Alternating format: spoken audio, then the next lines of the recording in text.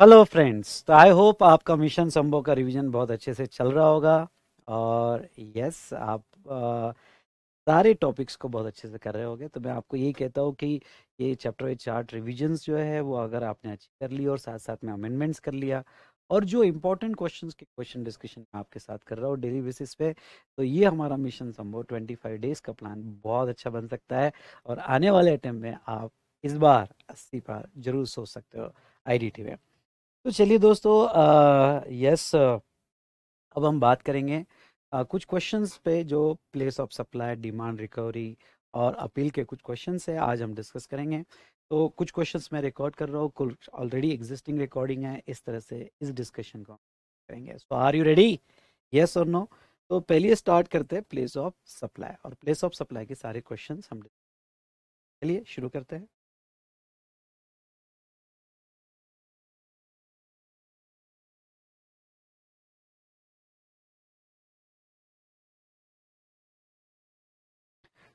अब देखिए, Parth of Pune Maharashtra enter into an agreement to sell the goods to Bakul of Bareilly Uttar Pradesh. ठीक है, Parth of Pune Maharashtra enter to sell of goods, good sell हो रहा है Bakul Uttar Pradesh. Well the goods were being packed in Pune godown of the Parth, Bakul got an order from Shreyas of Shimoga Karnataka for the said goods. Bakul agreed to supply the said goods to Shreyas and asked the part to deliver the goods to Shreyas at Shimaga. Since the location of supply and place of supply are in the same state, supply is an intrastate supply in terms of section 8, liable to CGST and SGST. Okay, ये question आरटीपीए में भी covered है, okay, exam में भी आया है। तो ये question bill to ship model पे ऐसे सिंपल क्वेश्चन आए तो मार्क्स में छोड़ना। ओके, तो देखिए बेटा, बहुत बार पूछ लिया, मटेरियल में कवर्ड है, आरटीपी में भी कवर्ड है, ओके, एग्जाम में भी पूछ लिया, वाह भाई वाह। तो अब यहाँ पे बिल टू शिफ्ट मॉडल है। बिल टू शिफ्ट मॉडल में जहाँ गुड्स की मूवमेंट टर्मिनेट होगी वो प्लेस ऑफ सप्लाई नहीं बोला जाता है। बिल टू शिफ्ट मॉडल में ओके, जिसके डायरेक्शन पे गुड्स ट्रांसफर हुआ, जिसके डायरेक्शन में, क्योंकि आपका जो पहला बिल है, पहले बिल का प्लेस ऑफ सप्लाई क्या माना जाएगा, तो जिसके डायरेक्ट जो बंदे के डायरेक्शन पे आपने गुड्स शिफ्ट किया वो बंदे का लोकेशन क्या है। तो देखो, पहले लीगल प्रोविजन लिखेंगे। 10(1) भी कहता है कि अगर गुड्स में मूवमेंट होगी, अगर गुड्स में मूवमेंट होगी तो जहां movement of goods terminate for delivery वो प्लेस ऑफ सप्लाई लिया जाता है। लेकिन एज पर सेक्शन 10(1) क्या है कि if goods are delivered by supply to any other person on the direction of third person, underline direction of third person, before or during the movement of goods, it shall be deemed that third person has received the goods and principal place of business of that third person will be considered as place of supply. अब मैंने दोनों provision दिया, क्यों? क्योंकि मैं ये समझता हूँ गुड्स में मूवमेंट है, इसलिए पहले वो बोल दूं फिर 10(1) पर आप एग्जाम में क्या कर सकते हो, आप डायरेक्ट एग्जाम में सेक्शन 10(1) के हिसाब से आंसर लिख सकते हो। ओके, सेक्शन 10(1) के हिसाब से आप आंसर लिख सकते हो। Discussion and conclusion for supply between Parth Pune Maharashtra and Bakul Bareilly Uttar Pradesh. Okay, एक यहाँ पे for supply between Parth Pune Maharashtra and Bakul Bareilly Uttar Pradesh, this is a bill to ship to supply where goods are delivered. Bill to ship to है तो Shreyas on the direction of Bakul. It is deemed that Bakul has received goods and place of supply, principal place of business Bareilly Uttar प्रदेश रहेगा। Okay, तो वो case में अगर पहला हम ले कि भाई पार्थ से बकुल का ले, तो प्लेस ऑफ सप्लाई आपका, प्लेस ऑफ सप्लाई जो आपका फिक्स होगा वो बरेली में फिक्स होगा, Uttar Pradesh place of supply. और अब आगे देखते हैं बकुल और श्रेयस। हाँ हाँ, ये बहुत इंपॉर्टेंट है। बकुल और श्रेयस का अगर प्लेस ऑफ सप्लाई निकालना है तो वहां 10(1) अप्लाई होगा। मतलब ये जो है ये फिक्स हो रहा है 10(1) के हिसाब से, और ये फिक्स हो रहा है 10(1) के हिसाब से, जहां गुड्स की मूवमेंट टर्मिनेट होगी। क्यों? क्योंकि सेकंड कॉन्ट्रैक्ट में तो बिल टू शिफ्ट नहीं है, सेकंड कॉन्ट्रैक्ट में तो ओके बकुल के बीच में और श्रेयस के बीच में कॉन्ट्रैक्ट है। तो जहां गुड्स की मूवमेंट टर्मिनेट होगी ओके, वो उसका प्लेस ऑफ सप्लाई बोला जाएगा। तो वो कर्नाटक का उसका प्लेस ऑफ सप्लाई बोला जाएगा। मतलब दोनों ट्रांजेक्शन इंटरस्टेट सप्लाई बोले जाएंगे। ठीक है दोस्तों, चलिए।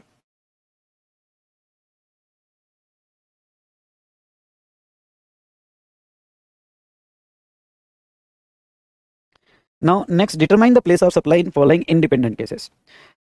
Mr. Sahukar, New Delhi, board the New Delhi Kota train at New Delhi. Mr. Sahukar sell the goods taken on board by him. मतलब उसने ऑन बोर्ड गुड्स परचेज किया in the train at Jaipur during the journey.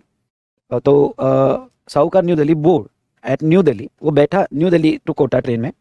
Okay, जो train का departure schedule था दिल्ली से और कहाँ, कोटा। उसके बाद में उसने गुड्स खरीदे on board during journey at Jaipur, Jaipur में गुड्स खरीदे, तो उसका प्लेस ऑफ सप्लाई क्या होगा। और second, XYZ limited new Delhi entered into contract with an Indian airline for the supply of biscuits packets for further supply by airline to passengers in Kolkata Guwahati route. The biscuit were loaded on board. देखो पहले example में क्या है, पहले example ने उसने on board खरीदा, on board खरीदा, तो ऐसे केस में सेक्शन 10(1) और 10(1) तो 10(1) तो ठीक है, अगर गुड्स में मूवमेंट है तो where the movement of goods terminate. लेकिन 10(1) आपने नहीं भी लिखा तो भी चलेगा। 10(1) जो कहता है कि ओके, अब IGST goods are supplied on board a conveyance including vessel or aircraft, the train of motor vehicle, the place of supply shall be location at which such goods are taken on the board. कौन से location पे वो goods लिया गया on board, okay, उसके base पे place of supply fix किया जाएगा। तो ऐसे सिचुएशन में ओके, ऑन बोर्ड कौन से लोकेशन से लिया गया? तो पहले केस में तो हम यही कहेंगे कि भाई ऑन बोर्ड अगर लिया होगा, एक sale the goods taken on board, हाँ टेकन ऑन बोर्ड जयपुर से लिया गया, टेकन ऑन बोर्ड जो है जयपुर से लिया गया, तो उसका प्लेस ऑफ सप्लाई कहाँ माना जाएगा? ओके, नहीं एक minute, goods are taken on board by him in the train at Jaipur during the journey, नहीं taken on board by him at new Delhi, sorry on board New Delhi पे लिया गया पर सेल हुआ जयपुर में, तो जहां एक्चुअली सेल हुआ जयपुर में वो नहीं, ऑन बोर्ड कहां लिया गया? न्यू दिल्ली, तो उसका प्लेस ऑफ सप्लाई कहां माना जाएगा? न्यू दिल्ली। लेकिन बेटा सॉरी, ये जो मैंने कहा 10-1 नहीं भी लिखा तो चलेगा। ओके देखो, मैंने अपने क्वेश्चन में अरेंजमेंट कैसा किया, मैंने अपने क्वेश्चन में अरेंजमेंट ऐसा किया कि दोनों केस में जो लीगल प्रोविजन है वो दोनों लीगल प्रोविजन मैंने यहाँ दे दी। ओके, और उसके बाद में उसके बेस पे मैंने आंसर दिया, पर आप ऐसा भी कर सकते हो, जैसे पहला 10-1 लगता है तो 10-1 को पहले लिख लिया, उसके बेस पे आंसर दिया, फिर 10-1 को लिया और उसके बेस पे आंसर आपने दिया। आप ऐसा भी कर सकते हो, यानी आप पहले लीगल प्रोविजन उसका सॉल्यूशन, लीगल प्रोविजन उसका सॉल्यूशन, ऐसे भी कर सकते हो। लेकिन सेकंड केस में बेटा क्या है, सेकंड केस में ऑनबोर्ड सेल नहीं है, हम एक सप्लायर ने एयरलाइन कंपनी को दिया, सुनिएगा ऑनबोर्ड सेल नहीं है, एक सप्लायर ने एयरलाइन कंपनी को दिया, तो अब सप्लायर ने एयरलाइन कंपनी को दिया तो वो तो नॉर्मल सेल हुई जिसमें गुड्स की मूवमेंट है, तो गुड्स इन्वॉल्व द मूवमेंट, तो जहां मूवमेंट टर्मिनेट, तो अगर यहाँ पे न्यू दिल्ली वाला बंदा है with an Indian airline for the supply biscuit packets for further supply airline for passenger in Kolkata Guwahati road, the biscuit were loaded on board in Lucknow. Okay, तो लखनऊ में लोड किया गया। इन शॉर्ट मेरा आपको ये कहना है ओके कि यहाँ पे जहां तक देखा जाए नॉर्मल वेयर द गुड्स की मूवमेंट टर्मिनेट होती है, ओके वो इंपॉर्टेंट है, तो यहाँ पे 10-1 नहीं लगेगा क्योंकि ये ऑनबोर्ड सेल नहीं है, वो हमने बेचने के लिए दिया, फर्दर सप्लाई के लिए, तो यहाँ 10-1 के हिसाब से फिक्स होगा। और जहां आपकी गुड्स की मूवमेंट टर्मिनेट हुई, कहाँ टर्मिनेट हुई? ओके लखनऊ में, तो आपका प्लेस ऑफ सप्लाई कहाँ माना जाएगा? लखनऊ माना जाएगा। ठीक है, डन, चलो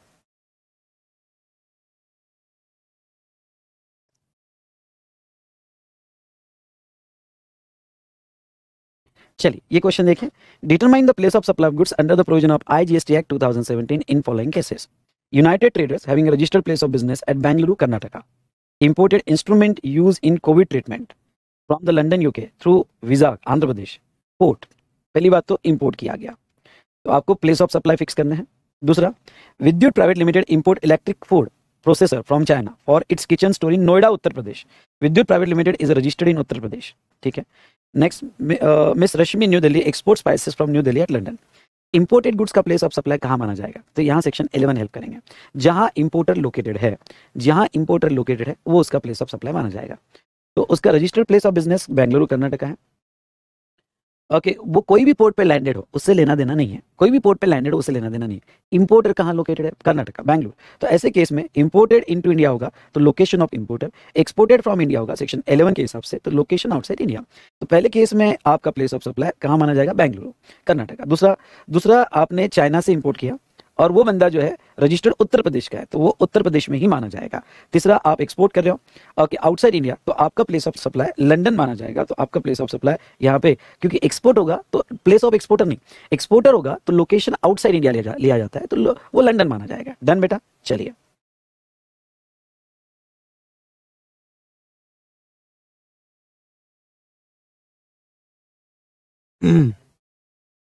वेल सो दोस्तों ये क्वेश्चन देखिएगा, XYZ consultancy registered in Bangalore supplies technical consultancy service to its clients. It has been providing technical services to BA Limited Mumbai since past 2 years. Consideration is settled by BA Limited assignment wise. ठीक है, तो XYZ consultancy जो है ये बैंगलोर की है और client को सर्विस दे रहे हैं। It has been providing technical services to BA Limited Mumbai,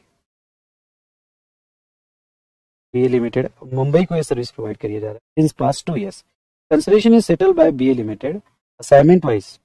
BA Limited paid 37 lakhs rupees to XYZ Consultancy on 10th January 20XX for XYZ Consultancy agreeing not to provide similar technical service to any other business entity in India or abroad for a period of 8 years.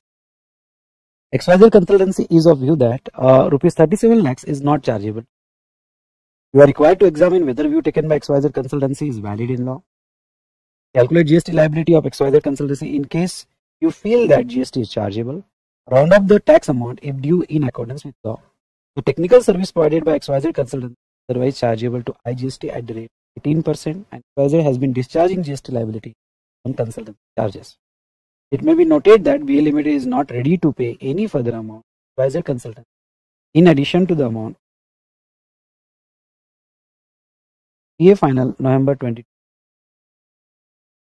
ठीक है, ये CA final November 22 simple question.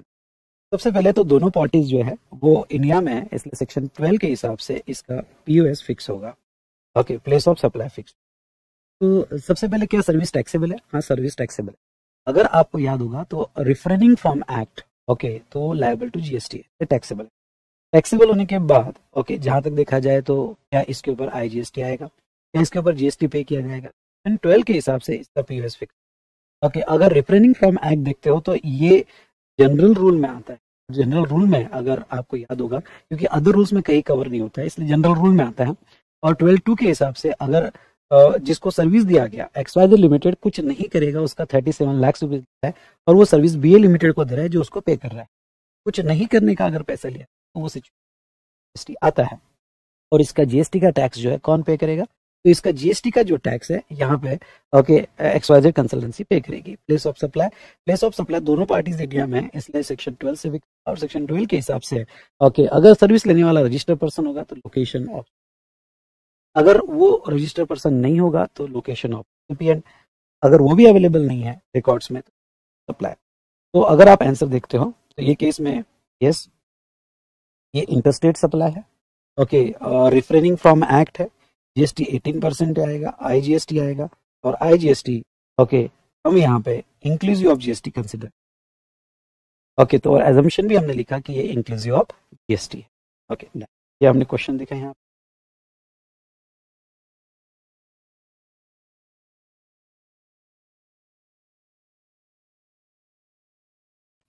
Now next, determine the place of supply of service for following cases.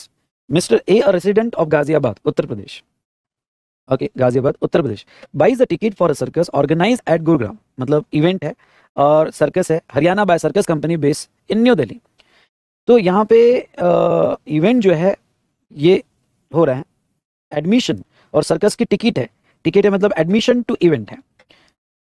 Second देखते, mister A Pune book airline ticket for the tiger safari at the Ranthambore National Park, Rajasthan, and hired a jeep to be taken around the safari. Determine the place of supply for services.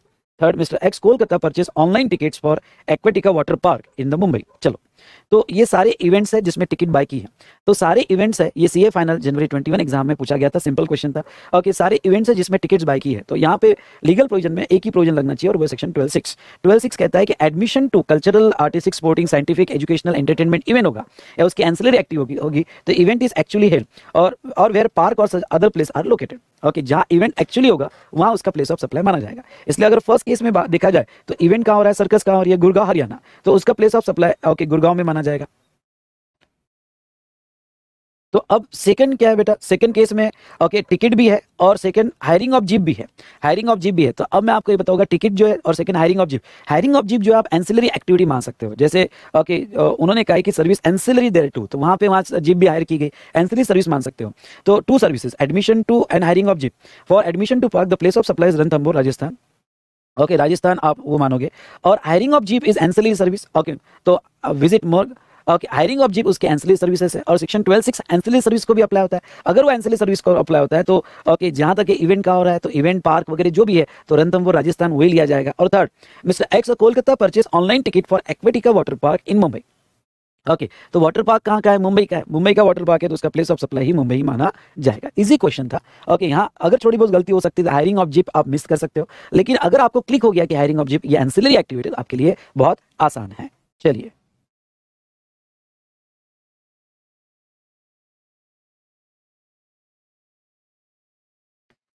Now next है determine place of supply for following independent cases. दोनों अलग अलग cases हैं, ये ICAI study matter में पूछा गया और CA फाइनल एग्जाम में भी पूछा गया similar question. Grand gala event and event management company and organisation of event at Kolkata organises 2 award functions for Narayan jewellers of Chennai registered at new Delhi. Okay, तो चेन्नई में रजिस्टर्ड है और इवेंट न्यू दिल्ली और सिंगापुर दो जगह इवेंट है, न्यू दिल्ली और सिंगापुर दो जगह इवेंट है। अब बेटा आपको एक बात बता दूं कि अगर रजिस्टर्ड पर्सन को दिया तो इवेंट कहीं पे भी हो, ऑर्गेनाइजेशन ऑफ इवेंट सर्विस होगी और वो रजिस्टर्ड पर्सन को दिया हो तो वो दिल्ली में हो या दिल्ली के बाहर हो, वो कहीं पे भी हो, ऑर्गेनाइजेशन ऑफ इवेंट होगा तो वो सिचुएशन में यहाँ पे जहाँ लोकेशन ऑफ रजिस्टर्ड पर्सन होगा वही आपका प्लेस ऑफ सप्लाई माना जाएगा अगर ये रजिस्टर्ड पर्सन को दिया तो। Second, perfect planner Bengaluru Karnataka is hired by Kelvin unregistered person based in Kochi Kerala to plan and organise his son's wedding at Mumbai Calcutta. Son's wedding है मतलब ओके यहाँ पे अनरजिस्टर्ड को दिया. Will your answer be different if wedding is to be take place in Malaysia. तो okay section 12 legal provision क्या कहती है? लीगल प्रोविजन कहती है सेक्शन 12(7) के हिसाब से अगर सर्विस रजिस्टर्ड पर्सन को दिया जाए और वो ऑर्गेनाइजेशन ऑफ इवेंट होगा और रजिस्टर्ड पर्सन को दिया जाए तो location of such registered person लिया जाएगा. लेकिन अगर वो ऑर्गेनाइजेशन ऑफ इवेंट है ओके और वो अनरजिस्टर्ड नॉट रजिस्टर्ड पर्सन को दिया तो place where event actually held, और अगर इवेंट इंडिया के बाहर होगा तो लोकेशन ऑफ रेसिपिएंट लिया जाएगा. तो फर्स्ट केस में डिस्कशन ये है कि रजिस्टर्ड पर्सन को दिया तो बात खत्म. अगर रजिस्टर्ड पर्सन को दिया तो वो चेन्नई या तमिलनाडु माना जाएगा. ओके इट इज इररिलेवेंट कि वो इंडिया में दे या इंडिया के बाहर दे, वो कंप्लीटली इररिलेवेंट है, वो चेन्नई तमिलनाडु में ही माना जाएगा. दूसरा यहाँ पे ओके सेकंड केस में अनरजिस्टर्ड को दिया तो जहां इवेंट होगा मुंबई महाराष्ट्र वो माना जाएगा, पर अगर इवेंट इंडिया के बाहर है तो लोकेशन ऑफ रेसिपिएंट यानी कोची केरला माना जाएगा. ठीक है, सिंपल क्वेश्चन था, वेरी गुड, अच्छे से रिवाइज भी हो रहा है आपका.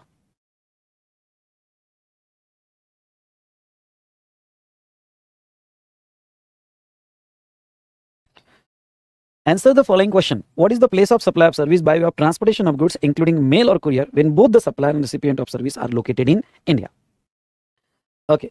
Place of transportation of goods का बताओ और मेल और कुरियर का बताओ अगर दोनों पार्टीज इंडिया में है. दूसरा, mister Atmaram a manager in bank is transferred from Bareilly Uttar Pradesh to Bhopal Madhya Pradesh. Mr. Atmaram family is stationed in Kanpur, Uttar Pradesh. He hired a Gokul carrier of Lucknow, Uttar Pradesh, to transport his household goods from Kanpur to Bhopal. पहले तो provision बताओ और एक case study उन्होंने दिया है. Provision है कि ट्रांसपोर्टेशन ऑफ गुड्स होगा और दोनों पार्टीज इंडिया में होगा तो सेक्शन 12 13 में मत जाना, सेक्शन 12 में जाना. सेक्शन 12 ये कहता है कि अगर रजिस्टर्ड पर्सन को दिया तो location of such registered person, नहीं तो जहां से गुड्स लोड हुआ. ओके तो यहाँ पे अगर रजिस्टर्ड पर्सन को दिया तो location of registered person section 12(8) के हिसाब से, नहीं तो जहां से गुड्स हैंड ओवर किया गया फॉर ट्रांसपोर्टेशन वो प्लेस ऑफ सप्लाई माना जाएगा. लेकिन if goods are transported outside India होगा तो supply destination of such goods वो आपका प्लेस ऑफ सप्लाई माना जाएगा. ये आपने लीगल प्रोविजन लिख दी. अब फर्स्ट केस में जहां तक देखा जाए तो फर्स्ट केस की तो हो गया. सेकंड केस में लीगल प्रोविजन क्या रहेगी? तो सेकंड केस में अनरजिस्टर्ड बंदे को दिया तो जहां से गुड्स हैंड ओवर किया वो उसका प्लेस ऑफ सप्लाई माना जाएगा क्योंकि वो तो घर शिफ्ट कर रहा है ना. तो लोकेशन ओके अगर वो ट्रांसपोर्टेशन सर्विस दिया जाता है और अनरजिस्टर्ड पर्सन को दिया जाता है तो location at which goods are handed over to their transportation. Sir क्या हमें ये फिर से लिखना पड़ेगा? एग्जाम में आ गई तो आपने एक बार लीगल प्रोविजन लिख दिया तो फिर से एक्सप्लेन करने की जरूरत नहीं है. लेकिन क्या हुआ, मैंने क्वेश्चन बनाते वक्त दो अलग अलग केसेस को लिया है एक ही साथ, सो दैट एक ही क्वेश्चन में दोनों कवर हो जाए. तो सेक्शन 12 के हिसाब से उतना ही पोर्शन लिखो कि अनरजिस्टर्ड को दिया तो जहां से गुड्स हैंड ओवर किया. गुड्स कहां हैंड ओवर किया? कानपुर.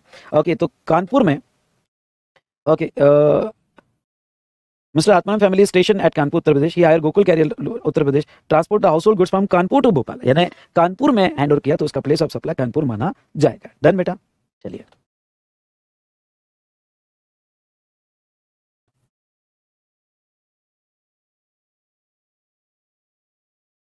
चलिए ये क्वेश्चन देखिए, अच्छा क्वेश्चन है, इंपॉर्टेंट है. यहाँ पे mister Shyam an unregistered person located in Gurgaon Haryana book 2-way air journey ticket from new Delhi to Mumbai on 5th December. ठीक है, 2-way जर्नी है और Delhi to Mumbai, Mumbai to journey होगा. ठीक है, he leaves New Delhi on 10th December in late night flight. पहले तो वो अनरजिस्टर्ड पर्सन है, दिल्ली से बैठा 10 को and land in Mumbai next day. He leaves Mumbai on 14 December in morning and land in Delhi same day. पहले तो 2-way जर्नी होगी तो वो सेपरेट जर्नी मानी जाएगी. तो ऐसे केस में सेक्शन 12(9) के हिसाब से 2-way जर्नी होगी और अनरजिस्टर्ड को दिया तो वो सिचुएशन में यहाँ पे ओके जहां से पैसेंजर एम्बार्क हुआ तो ऐसे केस में दो आपके प्लेस ऑफ सप्लाई फिक्स हो गए. पहला तो न्यू दिल्ली से बैठा वो प्लेस ऑफ सप्लाई, और दूसरा वो मुंबई से बैठा 14 को वो प्लेस ऑफ सप्लाई फिक्स किया जाएगा. तो पहले का देख लेते हैं. Okay unregistered place of supply passenger embarks for conveyance for continuous journey. Okay और रिटर्न जर्नी होगा. रिटर्न जर्नी भी ट्रीटेड एज सेपरेट जर्नी, ये वर्ड आपका आना जरूरी है. रिटर्न जर्नी सेपरेट जर्नी मानी जाएगी. इसलिए ओके यहाँ पे अनरजिस्टर्ड पर्सन तो उसका कंटिन्यूअस सप्लाई तो न्यू दिल्ली ये एक प्लेस ऑफ सप्लाई माना जाएगा और सेकंड मुंबई रिस्पेक्टिवली ये दो ऐसे अलग अलग प्लेस ऑफ सप्लाई माने जाएंगे. सेकंड देखो, jet air is registered under GST and located in Mumbai.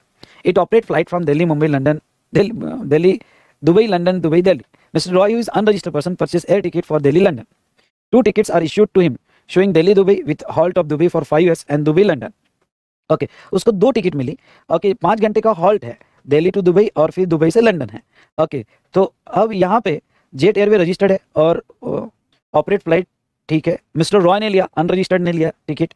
तो जहां से एम्बार्क होगा सबसे पहले तो place of supply second case में Delhi which place where unregistered passenger embark on the conveyance. Also Jet Airway liable to pay IGST for entire value of air fare. ठीक है वो तो लाइबिलिटी होगी. और देखो अगर आपका हॉल्ट है आप जर्नी ब्रेक नहीं कर रहे हो तो इसे कंटिन्यूस जर्नी माना जाएगा। सुनिए, आप अगर जर्नी ब्रेक नहीं कर रहे हो वहाँ हॉल्ट कंटिन्यूस माना जाता है, लेकिन अगर आप एयरपोर्ट के बाहर निकल गए तो आपने जर्नी ब्रेक कर दी। इसलिए 2 टिकट क्यों ना हो, लेकिन आपका अगर जर्नी कंटिन्यूस है तो वो सिचुएशन में यहाँ पे वो कंटिन्यूस सप्लाई माना जाएगा। Next, Messrs Aerospace Airline, having registered place of business in Mumbai, issued a ticket from London to Delhi to Mr. Ajit Khanna, a resident of Agra, UP, who is not registered under GST.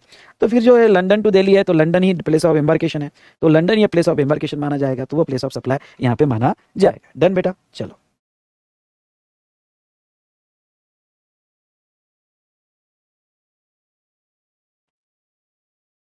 चलिए, determine place of supply in following independent cases.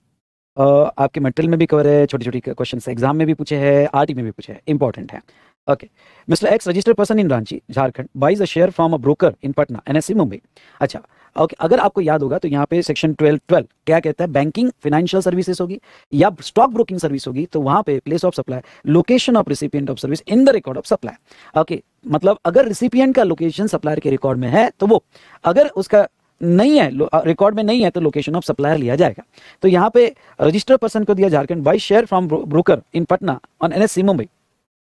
तो पहले case में अगर हम ये assume करें कि भाई उसके रिकॉर्ड में, ओके, ब्रोकर के रिकॉर्ड में यहाँ पे मिस्टर एक्स का एड्रेस है, अगर अज्यूम करें एक्स का एड्रेस है तो वहाँ पे रांची झारखंड उसका प्लेस ऑफ सप्लाई माना जाएगा, नहीं है तो पटना। तो ऐसे केस में पहला, okay, record of supply place of supply location of recipient service in record of supply Ranchi Jharkhand ही माना जाएगा। जनरली आपने स्ट्रेट फॉरवर्ड एजम्पशन लेना कि भाई अगर दिया है और स्पेसिफिकली नहीं कहा है कुछ कि भाई रिकॉर्ड में नहीं है, ऐसा कुछ कहा नहीं है, तो आपने ये अज्यूम करके चलना, एजम्पशन भी लिख देना कि assume that okay address of recipient available in the record of supply, तो वो सिचुएशन में ओके रांची झारखंड ही माना जाएगा। दूसरा, Bholunath, a resident of New Delhi, opened his saving account in New Delhi branch of Best Bank after undergoing KYC process. He goes to Amritsar for some official work and withdraw money from Best Bank's ATM in Amritsar, thereby crossing his limit free ATM withdrawal. Okay, तो अब वो जो है service best bank ने दिया और उसने ATM से विड्रॉ किया, पर उसका रिकॉर्ड में रिकॉर्ड सप्लाई के रिकॉर्ड में डिटेल्स है तो उसका place of supply New Delhi ही माना जाएगा। क्यों? क्योंकि उसने केवाईसी प्रोसेसिंग किया है तो उसका डिटेल्स है तो न्यू दिल्ली ही माना जाएगा। Next, mister C unregistered person from Varanasi Uttar Pradesh visit a bank registered in new Delhi for getting demand draft made for C does not have any account for said bank. अगर अकाउंट नहीं है, उसकी डिटेल्स नहीं है, तो ऐसे केस में location of supplier and New Delhi ही माना जाएगा, जहाँ बैंक है न्यू दिल्ली वहीं माना जाएगा। Next, a person from Mumbai goes to Kullu Manali and take some services from ICICI bank in Manali. Okay, Mumbai person from Mumbai goes to Kullu Manali and take some services from ICICI bank. अब हम अज्यूम करेंगे कि बैंक के पास रिकॉर्ड में डिटेल्स है, अगर डिटेल्स है तो मुंबई, नहीं होगी तो फिर लोकेशन ऑफ सप्लाई। तो location of supply, okay, location of recipient not available record of supply. Okay, तो ठीक है, इन्होंने अब एजम्पशन देना पड़ेगा आपको कि we assume that details of okay person is not available in the record of ICICI bank, तो वो सिचुएशन में कुल्लू मनाली ये माना जाएगा। तो मेरे ख्याल से आप एक सेफर साइड एजम्पशन दोगे तो ज़्यादा बेटर है कि आप क्या रिकॉर्ड में है या नहीं है, ओके, वो एक एजम्पशन आपको देना पड़ेगा। डन बेटा, चलो।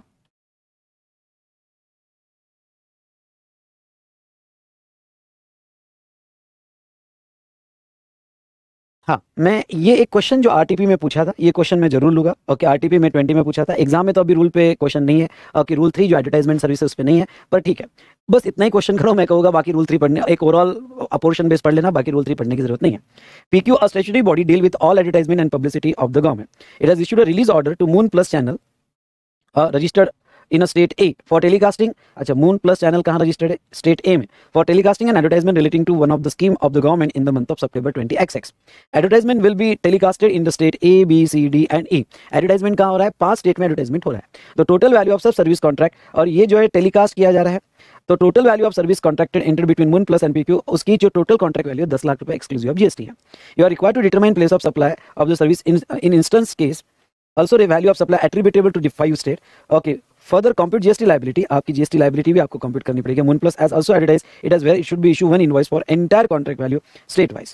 okay, तो अब ये जो एडवर्टाइजमेंट है टीवी पर ब्रॉडकास्ट की गई, viewership figure of Moon Plus channel in the last week of June 20XX as provided by Broadcast Audience Research Council A, B + C, D + E। Okay, उन्होंने यहाँ पे कितने व्यूवर्स थे टेलीविजन पे वो बता दिया है।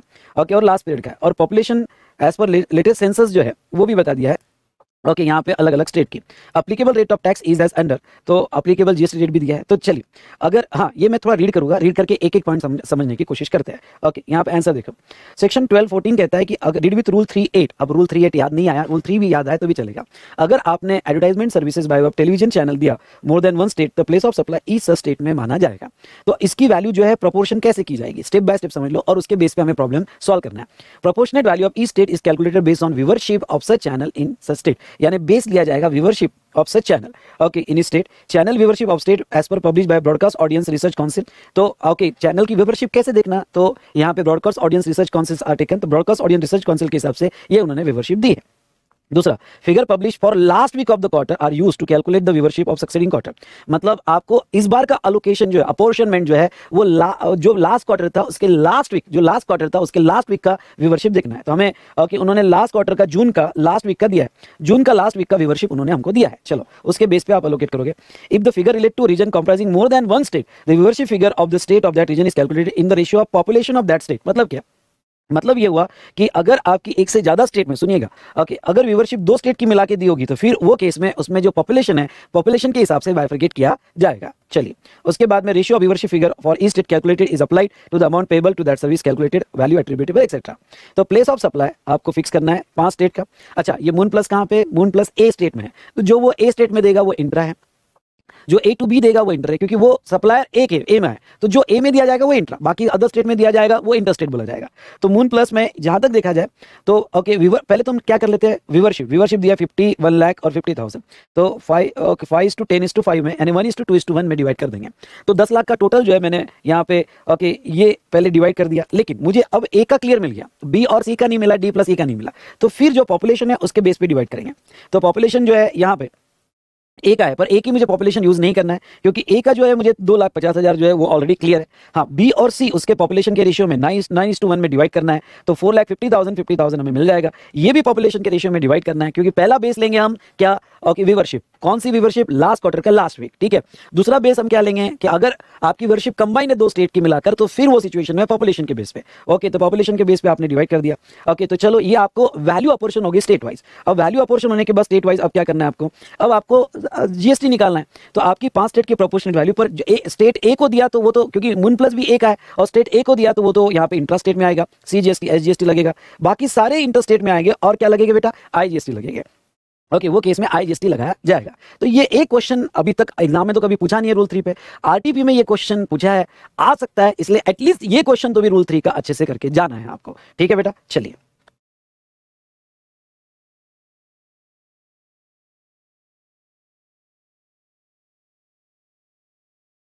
नाउ नेक्स्ट देखिए, Dobriyal technocrat limited registered in Gurgaon Haryana is engage in manufacturing heavy steel machinery, ठीक है, manufacturing of heavy steel machinery, ठीक है। He enter into agreement with Mind Sharp associate registered in Delhi for imparting motivational training to the top management of Dobriyal technocrat limited in 5-day residential motivational training program at an agreed consideration of rupees 20 lakhs, ठीक है, agreed consideration of rupees 20 lakhs में residential program था। Okay Mind Shop associate book the conference hall along with the room of hotel Chumchum okay Neemrana registered in Rajasthan for the training program for lump sum consideration of rupees 12 lakhs, ठीक है। You are required to determine place of supply in respect of supplies involve in given scenario. 2 supplies involve है, पहला training और performance service, training और performance service यहाँ पे mind shop ने दिया और रजिस्टर्ड को दिया होगा, तो रजिस्टर्ड को दिया होगा तो जहाँ रजिस्टर्ड एड्रेस है वो उसका प्लेस ऑफ सप्लाई माना जाएगा, यानी रजिस्टर्ड एड्रेस गुड़गांव है तो प्लेस ऑफ सप्लाई वहाँ माना जाएगा। दूसरा कॉन्फ्रेंस हॉल लिया गया रेंट पे, कॉन्फ्रेंस हॉल लिया गया रेंट पे यानी इमूवेबल प्रॉपर्टी ली गया, अगर इमूवेबल प्रॉपर्टी ली तो जहाँ इमूवेबल प्रॉपर्टी लोकेटेड है तो वो राजस्थान में लोकेटेड है तो प्लेस ऑफ सप्लाई वहां पे राजस्थान माना जाएगा। तो इसमें 2 सेक्शन इन्वॉल्व है, 12(5) एंड 12(3). 12(5) जो है ओके वो ट्रेनिंग एंड परफॉर्मेंस अप्रेबल सर्विस है, ओके तो रजिस्टर्ड पर्सन के बेस पे होगा क्योंकि B2B B2C के केस में होगा, और 12(3) होगा तो 12(3) जहां इमूवेबल प्रॉपर्टी लोकेटेड होगा ओके वो उसका प्लेस ऑफ सप्लाई माना जाएगा, स्पेशली जहां accommodation service in an immovable property होगी। तो ऐसे सिचुएशन में 2 सप्लाईज आर इन्वॉल्व। 2 सप्लाई के केस में पहला सप्लाई जो है जो ट्रेनिंग सर्विस दिया गया तो उसका place of supply Gurgaon Haryana माना जाएगा, आई रिपीट उसका place of supply Gurgaon Haryana माना जाएगा, और सेकंड केस में ओके राजस्थान उसका प्लेस ऑफ सप्लाई माना जाएगा। I hope you understood, yes और नो। चलिए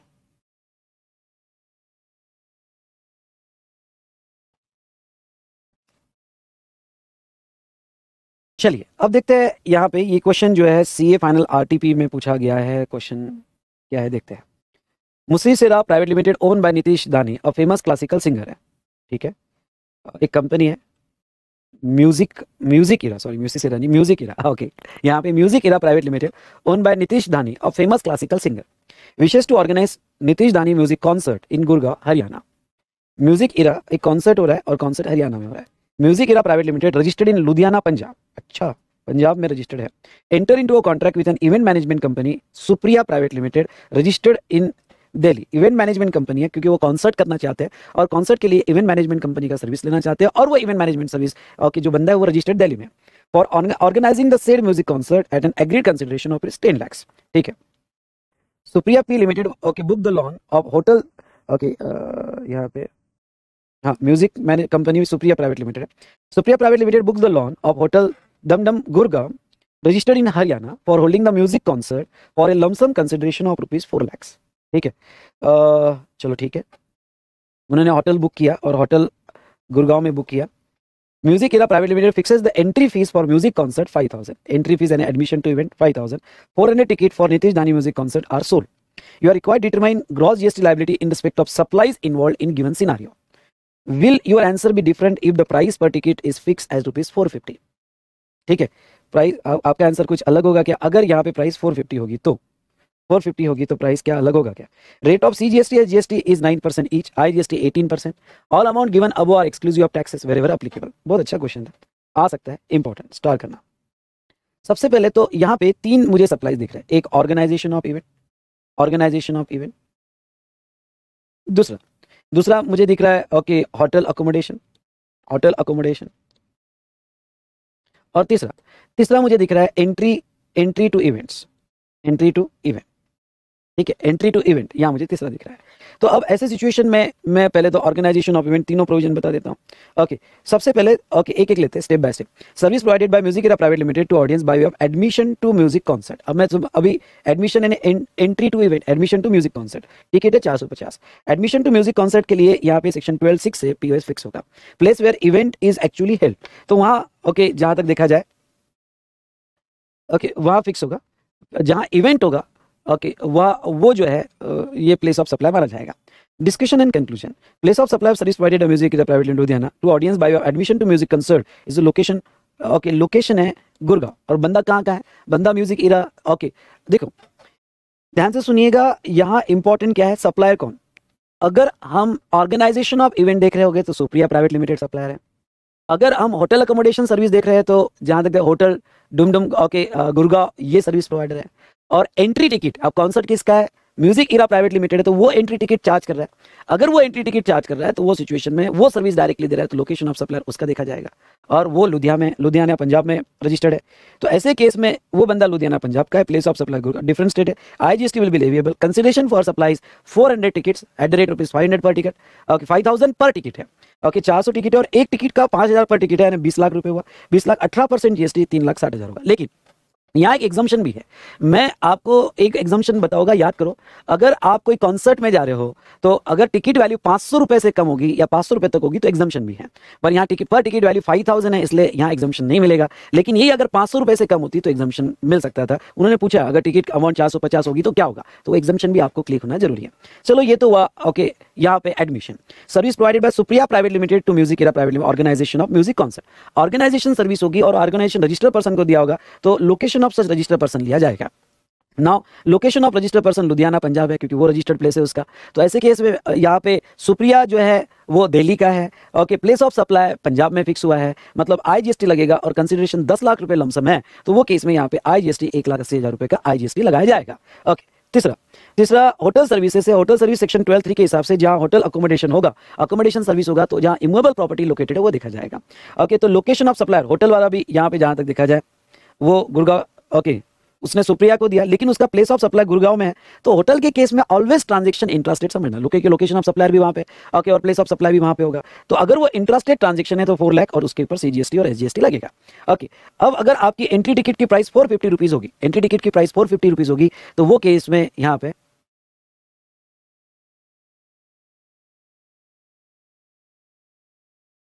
okay, no IGST liability for consideration of 450. Okay, this is because interstate supply of service right to admission to a music performance exempt IGST if consideration for the same is not more than 500 per person. How there will be no change if supply is mentioned in point 2 and 3. वो तो ठीक है, लेकिन अगर ticket price 450 होगी तो आपका answer बदल जाएगा. ओके, और ये केस में आपको क्या मिलेगा बेटा? ये केस में आपको एग्जम्पशन मिलेगा. चलिए, ये हमने यहाँ पे देखा.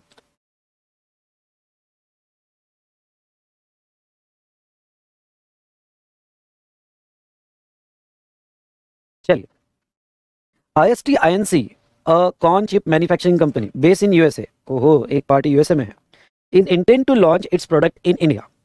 However, company wishes to know the taste and sensibilities of Indian before launching its product in India. For this purpose, IST has approached ABC Consultant, ठीक है, Mumbai Maharashtra, to carry out the survey in India to enable it to make a changes, if any, in its product to suit Indian taste. ठीक है, consultant उसने appoint किया. Service to be solely based on the oral replies of the surveys. Very good, ये बहुत important है. They will not provided any sample by IST INC to test of ABC Consultant will be paid a convertible foreign exchange for this assignment. With reference to provision of GST law, determine the place of supply of the service and explain whether said supply amount to export of service.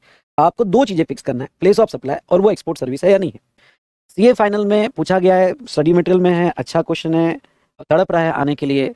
Okay, तो क्या मालूम उसकी तड़प पूरी हो जाएगी कि नहीं हो जाएगी. तो ऐसे सिचुएशन में एक कंसल्टेंट इंडिया का है, पार्टी इंडिया के बाहर है. ओके, तो लोकेशन ऑफ सप्लाई इंडिया में है, रिसिपिएंट आउटसाइड इंडिया है, बस प्लेस ऑफ सप्लाई फिक्स करना है. अगर place of supply outside India हो गया तो एक्सपोर्ट सर्विस के स्वरूप में आ सकता है. ओके, उसके परव्यू में आ सकता है, सब्जेक्ट टू पैसा कन्वर्टेबल फॉरेन एक्सचेंज. वो भी दिया कि पैसा कन्वर्टेबल फॉरेन एक्सचेंज में है. अब ये सर्विस किस में आएगी? तो यहाँ मैं सेक्शन 12 तो अप्लाई नहीं करूंगा, मैं यहाँ सेक्शन 13 अप्लाई करूंगा, क्योंकि एक पार्टी बाहर है, एक पार्टी इंडिया में. तो मैं 30 के बाद सेक्शन 13 की बात करूंगा. सेक्शन 13(2) जनरल रूल कहता है कि अगर यहाँ पे सेक्शन 13(3) से लेके तो सेक्शन 13 तक अगर वो कवर नहीं होगा तो वो केस में आप place of supply general rule से फिक्स कर सकते हो. तो अगर आप देखते हो तो यहाँ पे मेरे सामने दो रूल सामने आते हैं, एक 12(2) ओके और एक 12(3). ओके, 12(2) जनरल रूल है और 12(3) अगर कोई सर्विस का नेचर ऐसा है कि ओके अगर रिसिपिएंट आपको गुड्स प्रोवाइड कर रहा है और वो गुड्स पे आप टेक्निकल टेस्टिंग एनालिसिस से कोई भी सर्विस देते हो तो 12(3) के हिसाब से प्लेस ऑफ परफॉर्मेंस लिया जाता है. तो अब मैं ये उन्होंने बहुत क्लियरली कहा है कि ये सर्विस ओरली सर्विस दी गई है, कंसल्टेंट सर्विस है. तो ये 12(3) जो है, मैं 12(3) में नहीं आया क्योंकि कोई सैंपल वैम्पल तो दिया नहीं है. 12(4) में इमूवेबल प्रॉपर्टी नहीं है, 12(5) में इवेंट्स नहीं है, 12(6) और 7 जहाँ तक देखा जाए मल्टीपल स्टेट या मल्टीपल टैक्सेबल टेरिटरी में नहीं है, 12(8) कुछ specially banking to account holder वगैरह इंटरमीडिएट सर्विस है, 12(9) passenger transport goods transport, 12(10) okay, यानी इन शॉर्ट आगे के कोई भी सब रूल में कवर नहीं होता है. अगर सब रूल में कवर नहीं होता है तो मेरे हिसाब से इसको जनरल रूल ही अप्लाई करना पड़ेगा. अब आपको ये इसलिए तो वो कहता हूँ कि आप वो जो टेबल है प्लेस ऑफ सप्लाई का, ये फ्रीक्वेंट रिवीजन में लो तो आपको बहुत हेल्प होगा. तो इसका प्लेस ऑफ सप्लाई जो फिक्स किया जाएगा वो प्लेस ऑफ सप्लाई यहाँ पे 12(2) से फिक्स किया जाएगा, सॉरी 13(2) से फिक्स किया जाएगा. ओके, गलती से अगर मैं 12 बोल दूँ तभी ओके आपने 13 ले लेना. तो अब 13(2) के हिसाब से IGST एक्ट के हिसाब से आपका प्लेस ऑफ सप्लाई फिक्स किया जाएगा. तो प्लेस ऑफ सप्लाई ओके यहाँ पे B2B B2C सेक्शन 13 में कभी भी ये गलती मत करना, B2B और B2C में डिवाइड मत करना. सेक्शन 13 में जो है आपको यहाँ पे सिंपली है location of recipient of service, वो अवेलेबल नहीं होगा तो लोकेशन ऑफ सप्लायर. तो यहाँ पे आपका place of supply location of service लिया जाएगा. अब दूसरी एक सवाल क्या पूछा उन्होंने, क्या वो एक्सपोर्ट सर्विस बोला जाएगा? क्या एक्सपोर्ट सर्विस के लिए 5 कंडीशंस है, अगर ये पांचों कंडीशंस आप फुलफिल करते हो तो एक्सपोर्ट सर्विस बोला जाएगा. Okay, located supplier located outside India, sorry supply located in India, recipient located outside India, place of supply outside India, पैसा कन्वर्टेबल फॉरेन एक्सचेंज में, और वो आपके एस्टेब्लिशमेंट नहीं होगी. तो ये लीगल प्रोविजन को ध्यान में रखते हुए मेरा डिस्कशन और कंक्लूजन ये होगा कि यहाँ पे ओके उसका place of supply is location of recipient of service यानी यूएसए माना जाएगा, and place of supply outside India होगा. ओके, और ऑल 5 कंडीशंस आर फुलफिल्ड मेरे हिसाब से, इसलिए वो एक्सपोर्ट सर्विस भी कहा जाएगा. अब वो ऑल 5 कंडीशंस आर फुलफिल्ड तो एक्सपोर्ट सर्विस भी कहा जाएगा. चलिए, ये हमने कॉन्सेप्ट देखा.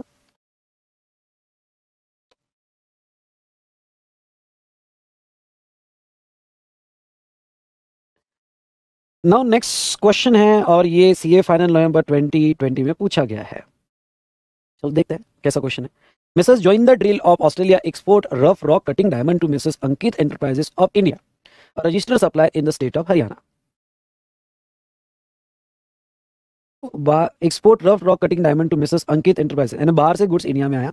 Mrs Ankit enterprises expected to process them into a tool and export the same to supplier in Australia. ठीक है, प्रोसेस करके ऑस्ट्रेलिया में.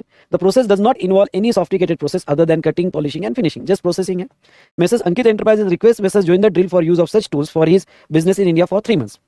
वो टूल्स इंडिया में आए, वो प्रोसेस जस्ट प्रोसेसिंग के लिए यूज किए जा रहे थे और उसने जो है 3 महीने के लिए वो इंडिया में यूज किए, which is agreed to by the supplier. It then export it to the Australian supplier supplier invoicing जो है 12 lakhs for the process of processing into required tools. Mrs. Ankit Enterprises is of assumption that it is an export transaction and therefore it is entitled to be treated as a zero rate supplier and decide that no tax is payable under the LUT although rate applicable of the service is 9% each. State the provision relating to the above supply of service and explain whether stand taken by Mrs. Ankit Enterprises is correct. Also determine tax if applicable as goods are now moving out of Haryana. What is the place of supply if tools in first are exported without being put to any use in India? अब देखो section 13(3) अगर आपको याद होगा तो 13(3) की second proviso कहती है कि कोई भी गुड्स अगर बाहर से आया फॉर रिपेयरिंग और प्रोसेसिंग पर्पस और वो गुड्स जो बाहर से रिपेयरिंग प्रोसेसिंग पर्पस से लिया है और रिपेयरिंग प्रोसेसिंग होके चुपचाप चले जाता है, एक्सपोर्ट हो जाता है, तो उसका प्लेस ऑफ सप्लाई सेक्शन 13(3) से ना फिक्स करते हुए सेक्शन 12(2) से फिक्स होगा और लोकेशन ऑफ रेसिपिएंट माना जाएगा. लेकिन ओके आपने कोई अदर पर्पस के लिए यूज नहीं करना चाहिए. लेकिन अगर आप अदर पर्पस के लिए यूज कर रहे हो जैसे इंडिया में 3 मंथ्स के लिए यूज कर रहे हो तो फिर 13(2) नहीं, उसका प्लेस ऑफ सप्लाई सेक्शन 13(3) से ही प्लेस ऑफ परफॉर्मेंस माना जाएगा. तो उसका रिपेयरिंग जो हुआ यहाँ पे इंडिया में हुआ तो उसका प्लेस ऑफ परफॉर्मेंस यानी लोकेशन ऑफ सप्लायर जो है अंकित एंटरप्राइजेस इंडिया में है, प्लेस ऑफ परफॉर्मेंस भी इंडिया में माना जाएगा. ओके यानी प्लेस ऑफ सप्लाई तो उसके ऊपर जीएसटी आएगा. इसलिए अंकित ने जो व्यू लिया कि भाई जीएसटी नहीं आएगा, ये सही बात नहीं है. नेक्स्ट अगर हम उसी एग्जांपल को कंसीडर करें कि अगर वो without put to any use अगर एक्सपोर्ट होता है तो अगर without put to any use export होता है तो फिर वो केस में 13(2) के हिसाब से लोकेशन ऑफ रेसिपिएंट और उसके जो एक्सपोर्ट जो होगा तो एक्सपोर्ट का बेनिफिट उसको मिल सकता है उसका अंडर बॉन्ड और एलयूटी अगर वो एक्सपोर्ट करता है. ओके तो चलिए यहाँ पे देखो legal provision. One of the condition for supply of service to qualify export of service is that place of supply of service must be outside India. 13(3) कहता है कि वैसे आपका प्लेस ऑफ सप्लाई ओके वो प्लेस ऑफ परफॉर्मेंस लिया जाएगा, लेकिन उसके एक सेकंड प्रोविजो ये है कि अगर गुड्स टेम्पररी इंडिया में इंपोर्ट होता है फॉर रिपेयर ट्रीटमेंट और प्रोसेसिंग और वो without put to any other use वो एक्सपोर्ट होता है तो वो केस में लोकेशन ऑफ रेसिपिएंट यानी 13(2) से आपका पीओएस फिक्स होगा. ऐसे लीगल प्रोविजन बिल्कुल स्टेप बाय स्टेप लिखने का. ओके नेक्स्ट यहाँ पे discussion and conclusion. In given case place of supply for service provided for Ankit जो है वो इंडिया में फिक्स होगा क्योंकि उसने अदर पर्पज के लिए फॉर 3 मंथ्स इंडिया में यूज किया. अगर अदर पर्पज के लिए फॉर 3 मंथ्स वो इंडिया में यूज किया तो उसका प्लेस ऑफ सप्लाई इंडिया ही माना जाएगा. ओके तो अगर तो वो केस में okay since the recipient is outside India and place of supply is governed by section 13p hence supply is not an intrastate supply section 82 of IGST Act. Therefore since the place of supply is in India supply is not an intrastate supply तो ये interstate supply माना जाएगा. एक provision है section 75C में अगर okay location of supply India में है और उसका प्लेस ऑफ सप्लाई भी इंडिया में है तो अगर वो इंट्रा में नहीं आता है तो वो इंटरस्टेट माना जाता है सेक्शन 75C में. एक बार 75C केयरफुली देखो, ये अच्छा प्रोविजन है. ओके तो वो अगर इंट्रा में कवर नहीं होता है ओके क्योंकि since the recipient is outside India and place of supply is govern by section 13 okay तो वो इंट्रा में नहीं कवर होता है तो वो फिर इंटर में कवर होगा.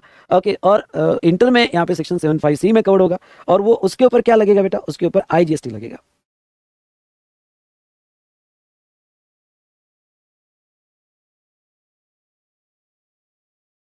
हाँ उसके ऊपर IGST लगेगा क्योंकि बेटा एक्चुअली क्या है कि यहाँ सेक्शन 12 नहीं लग सकता ना. सेक्शन 12 क्यों नहीं लग सकता यहाँ पे, क्योंकि सेक्शन 12 इसलिए नहीं लग सकता क्योंकि प्लेस ऑफ सप्लाई में दोनों पार्टीज इंडिया में होनी चाहिए और दोनों पार्टीज इंडिया में होनी चाहिए तो सेक्शन 12 नहीं लग सकता क्योंकि रिसिपिएंट बाहर है.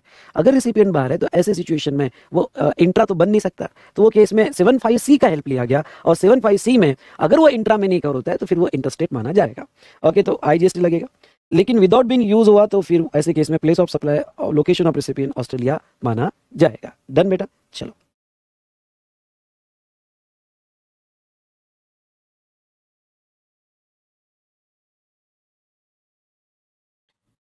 Now next question देखो Mr. Chakmak, an architect New Delhi, enter into a contract with Mr. Zishan of Newark to provide professional service in respect of immovable properties of Mr. Okay Zishan located in Pune and Newark. Pune में और New York में. Determine place of supply okay in this case architect service है in relation to immovable property है section 13(4) लग जाएगा. Section 13(4) के हिसाब से जहां आपकी इमूवेबल प्रॉपर्टी लोकेटेड है ओके वहां आपका प्लेस ऑफ सप्लाई माना जाएगा. तो taxable territory where immovable property is located. अगर ये कंपोजिट सप्लाई है और ये कंपोजिट सप्लाई में जहां तक देखा जाए ओके पुणे और न्यूयॉर्क इसका अगर एक ही कॉन्ट्रैक्ट होगा, अगर इसका एक ही कॉन्ट्रैक्ट होगा तो पूरा का पूरा पुणे माना जाएगा. तो ऐसे केस में पूरा का पूरा आपका प्लेस ऑफ सप्लाई सेक्शन 13(6) को रीड करते हुए अगर आप देखोगे तो पूरा का पूरा प्लेस ऑफ सप्लाई जो है वो पुणे ही माना जाएगा.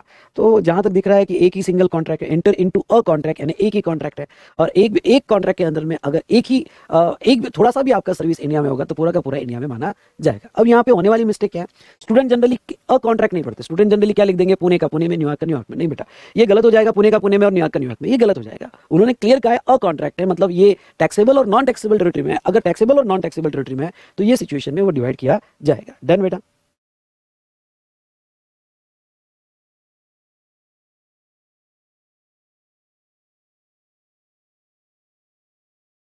चलिए नेक्स्ट क्वेश्चन यहाँ पे देखते हैं। ABC private limited new Delhi provide support services to foreign customer in relation to procuring goods from India.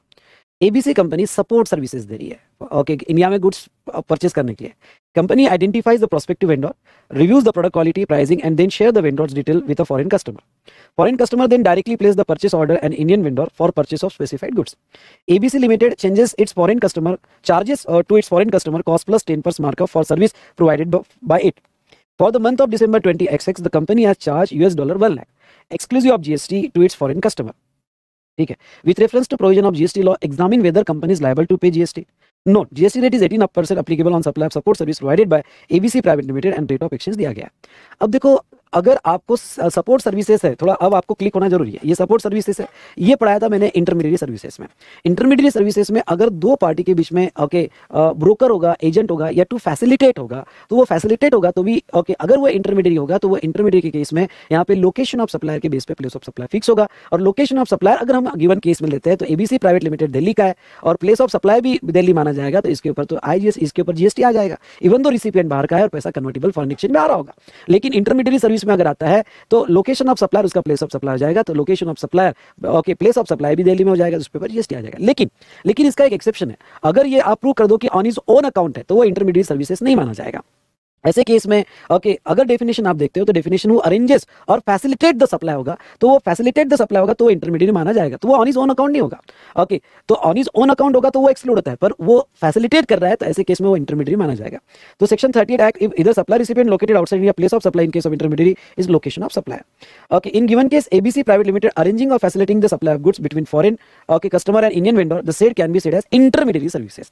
वो इंटरमीडिएट सर्विस में आएगा क्योंकि वो फैसिलिटेट कर रहा है, वो ऐसा नहीं कि उसकी अलग से सर्विस है, वो फैसिलिटेट कर रहा है इसलिए वो इंटरमीडिएट आएगा। क्यों? क्योंकि वो क्लियर कट कह रहे हैं कि वो facilitate the supply of goods भी होगा तो भी कवर किया जाएगा, जिसमें 2 और मोर पर्सन इन्वॉल्व है।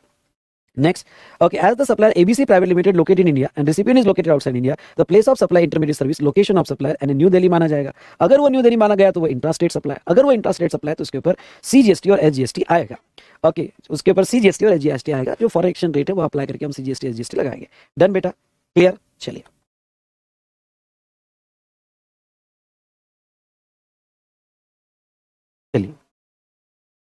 नेक्स्ट क्वेश्चन हम ये देखेंगे। Alpha is a manufacturer and supplier of machine in India. Gamma of USA help Alpha in selling the machine by identifying the client in USA. Beta who want to purchase this machine and help in finalising the contract of machine by Alpha to Beta. Gamma charges Alpha for his services of locating Beta and helping finalizing the sale machine between Alpha and देखो Alpha manufacture and supplier India में है, Gamma USA का है, और Beta okay पर help want to purchase this machine. हाँ sorry, Gamma USA help Alpha in selling the machine by identifying the client in USA. तो Gamma help करेगा। Beta who want to purchase machine and help finalizing the contract of supply machine by Alpha to Beta. ठीक है, Gamma charges Alpha for his service of locating beta and helping finalizing the sale of machine between alpha and beta, for which gamma invoices the alpha is paid by alpha for the same. Determine the place of supply। और ये CA final RTP में 23 का है, exam में आ सकता है, important करना है इसको, एग्जाम में आने के पूरे चांस। मैं आपको एक बात बता दूं कि ये क्वेश्चन बहुत अच्छे से करके जाना पूरे ओके। देखो जो सर्विस देने वाला है वो सर्विस ये जो है गैमा एजेंट है, और ये एजेंट जो है 2 लोगों में कॉन्ट्रैक्ट करके दे रहा है, अल्फा एंड बीटा। तो अब मशीन का कॉन्ट्रैक्ट करके दे रहा है, तो ऐसे केस में अगर supplier of the service Gamma है, रिसिपिएंट जो है वो अल्फा है, ओके रिसिपिएंट जो है वो अल्फा है, तो एक पार्टी इंडिया में और एक पार्टी इंडिया के बाहर है, इसलिए इसका प्लेस ऑफ सप्लाई सेक्शन 13 और सेक्शन 13(8)(b) से फिक्स होगा, वो है इंटरमीडिएट। इंटरमीडिएट सर्विसेज में हमने क्या देखा? ओके तो इंटरमीडिएट सर्विसेज में हमने देखा कि वो फैसिलिटेट और arranging the transaction of supply of goods और services except service which he provides on his own account, तो वो इंटरमीडिएट नहीं आएगा। तो गिवन केस में क्लियर लग रहा है कि गैमा जो है ये इंटरमीडिएट है। ओके क्योंकि एक सीबीएसई क्लैरिफिकेशन है जो मैंने आंसर में दिया है, और मैंने आपको कहा वो सीबीएसई के 4 पॉइंट्स तो भी शॉर्ट में लिखना कि इंटरमीडिएट होने के लिए 3 पार्टी होना जरूरी है। दूसरा, जो भी इंटरमीडिएट सर्विस दे रहा है वो ऑन हिज ओन अकाउंट उसने नहीं देना चाहिए, और क्लियरली 2 पार्टी को उसने यहाँ पे अरेंज करना चाहिए। ये कुछ इंपॉर्टेंट फैक्टर्स आंसर में दिए है जो आपने जरूर लिखना है दोस्तों। ओके अगर मैं कंक्लूड करूँ तो गैमा जो है इंटरमीडिएट सर्विसेज, और इंटरमीडिएट सर्विसेज का place of supply, location of supply okay, उसके बेस पे फिक्स होता है, और location of supplier outside India है, ओके, इसलिए इसके ऊपर जीएसटी नहीं आएगा। ये अच्छा केस स्टडी एग्जाम में आ सकता है, अच्छे से करके आना, बॉस पूरे पूरे चांसेस है आपके आने के। तो चलिए, ओके, तो ये हमने देखा रिगार्डिंग टू यहाँ पे इंटरमीडिएट प्लेस ऑफ सप्लाई।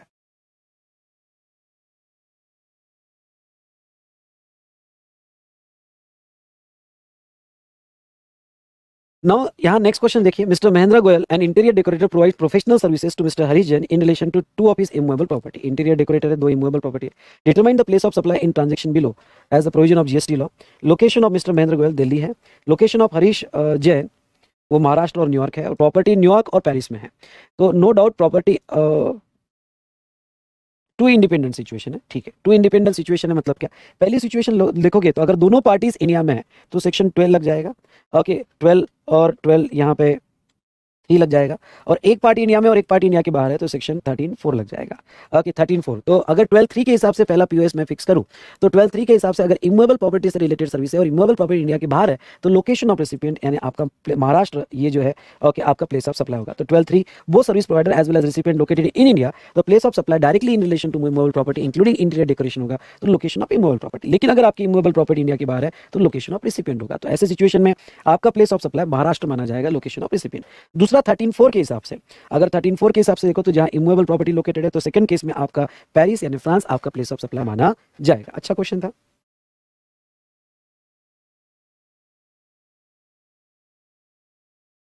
चलिए बेटा, नेक्स्ट टॉपिक हम आज डिस्कस करेंगे और वो है डिमांड एंड रिकवरी, ठीक है। इसके कुछ इंपॉर्टेंट क्वेश्चन डिस्कस कर लेते हैं डिमांड एंड रिकवरी के।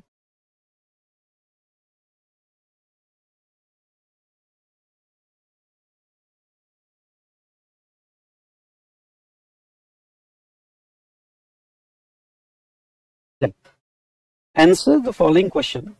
Razul has been issued a show cause notice on 31st December 2022 under section 73(1) by reason other than fraud of IGST Act on account of short payment of tax. Okay? Notice because of short payment of tax during the period between 1/7/2018 to 31st December 2018. He has given an opportunity of personal hearing on 15th of January. Advice Rajul as to what should be the written submission in reply to show cause notice issued to him. ये RTP में भी आया हुआ है और material में भी, ठीक है। चलो पहला केस, अगर सेक्शन 73(1) की शो कॉज नोटिस है तो आपको प्रोविजन याद होगी, तो जो भी आपका फाइनेंशियल ईयर है उसकी जो एआर की डेट है एनुअल रिटर्न 31st दिसंबर, ओके, 31st दिसंबर, वहां से, ओके, वहां से 2 years and 9 months में नोटिस इश्यू हो, शो कॉज नोटिस इश्यू, अगर शो कॉज नोटिस इश्यू हो गया कभी भी 2 years 9 तो जहां तक देखा है, और आगे 3 months में, यानी टोटली देखा जाए तो 3 years में, ओके, डीओ फाइनल हो जाए, डीओ फाइनल हो जाए, ठीक है। तो डीओ का टाइम पीरियड 3 years और शो कॉज नोटिस के टाइम पीरियड, तो फाइनेंशियल ईयर इन्होंने लिया 1/7/2018 से लेके तो 31st 18, यानी इनका फाइनेंशियल ईयर है 18-19।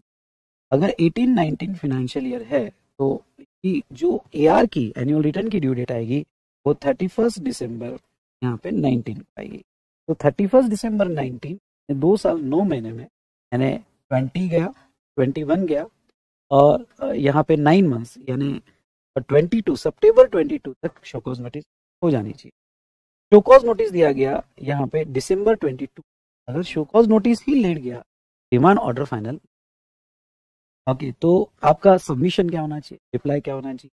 तो पहले तो आप लीगल प्रोविजन लिखोगे कि शोकॉज नोटिस 2 years 9 रिटर्न और डिमांड ऑर्डर जो है आपका 3 years में, ओके, या फिर आप ऐसा भी लिख सकते हो कि 73(1) में, okay, at least 3 months prior to time limit specified for demand order, that is within 3 years आपकी शो होनी चाहिए।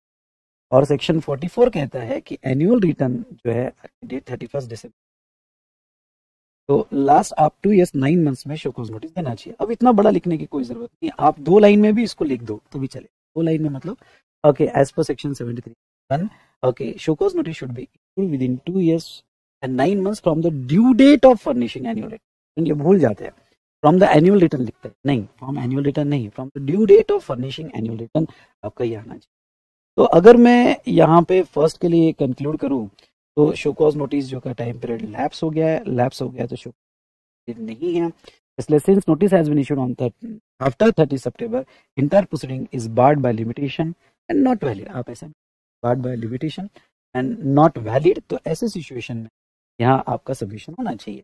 कोई सबका क्वेश्चन था इन above question, if show cause notice on 31st January and Rajul is given an opportunity of personal hearing on 15th of Feb, based on which she contended that show cause notice issued to her is time barred in law, you are required to examine technical veracity of the contention Rajul।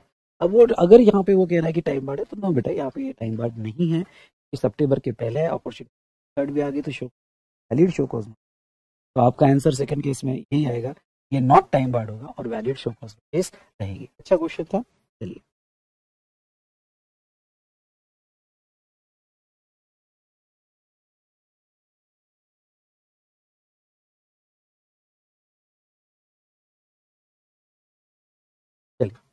Next देखिए बेटा, Mr. Anant Kumar Gupta self-assessed his tax liability as rupees 90,000 for the month of April 20XX, but fails to make the payment. Subsequently, the department initiated the penal proceeding against Mr. Anant Kumar Gupta for recovery of penalty under Section 73 for failure to pay GST and issue show cause notice on 10th of August, which has been received by Mr. Anant Kumar on 14th of August. पहले तो ये self assist 99,000 नहीं दिया, panel proceeding लगाई गई section 73 for failure to पे GST, show cause notice on 10th of okay यहाँ पे अगस्त, which was received by Mr. Anand Kumar on 14th of August. Mr. Anand Kumar Gupta deposited tax along with interest and informed department on the same day. Department is contending that he is liable to pay penalty of rupees 45,000, 50% of 90,000. Examine the correctness of stand taken by department with reference to the provision of CGST Act. Explain the relevant provision. Yeah. ये exam में भी आया है और आपके ICS study material, इसको अच्छे से समझ लो।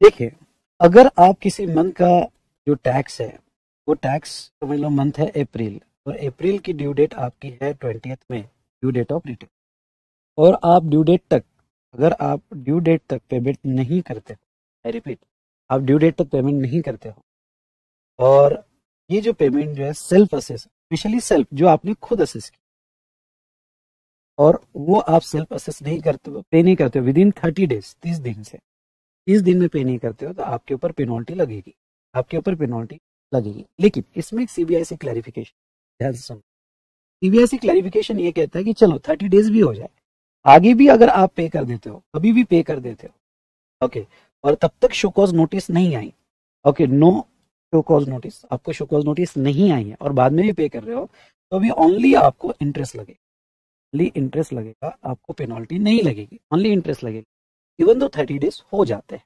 CBIC clarification. लेकिन अगर आपको शो कॉज नोटिस आ जाती है और आप उसके बाद पे करते हो, तो फिर सेक्शन 73 की पेनल्टी आपको लग जाएगी, और वो है यहाँ पे 10% ऑफ टैक्स और 10,000 विच एवर आया।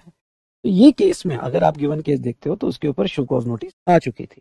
हाँ, शो कॉज नोटिस आने के पहले, इवन दो आफ्टर 30 डेज, लेकिन शो कॉज नोटिस आने के पहले ओके अगर वो दे देता तो 73 की पेनल्टी नहीं लगती, क्योंकि क्लैरिफिकेशन कहता है कि 73 की जो पेनल्टी वो इनिशिएट तभी होगी जब शो कॉज नोटिस आई होगी, ठीक है, इवन दो 30 डेज हो जाते हैं। ऐसे सिचुएशन में शो कॉज नोटिस आ गई थी तो आपको पेनल्टी लगेगी, पर पेनल्टी बंदे ने 50% लगाया, ये गलत है, 50% पेनल्टी नहीं लगेगी। तो वो सिचुएशन में सब 73 क्या कहता है, मैंने लिखा ओके, तो 30 days of issuance of show cause notice to avoid not available in self assess tax. हाँ, पर एक ख्याल रहे, अगर आप यहाँ पे 73 की नोटिस आ गई तो 73 की नोटिस आने के बाद सेल्फ असेस टैक्स होगा तो पेनल्टी मैंडेटरी है, सेल्फ असेस टैक्स होगा तो पेनल्टी मैंडेटरी है। आप ऐसा नहीं कह सकते कि सर सेक्शन 73 में शो कॉज नोटिस के 30 डेज में दे देता हूं तो फिर पेनल्टी अवॉइड कर सकता हूं, नहीं, वो कब है जब अगर सेल्फ असेस नहीं होता, आई रिपीट, सेल्फ असेस नहीं होता तो वो पेनल्टी लगता है, पर यहाँ जो है सेल्फ असेस कर लिया तो ये मैंडेटरी पेनल्टी में आ जाता है। ओके, अगर आप शो कॉज नोटिस के पहले दे देते तो बात अलग थी, पर शो कॉज नोटिस आ गए इसलिए आपको पेनल्टी लगेगी, पेनल्टी 10% और 10,000 विच आया तो 10,000 लगेगी। तो पेनल्टी लगाया ये सही है, लेकिन पेनल्टी अमाउंट गलत है, ये penalty amount is not correct, ये लगाना गलत है।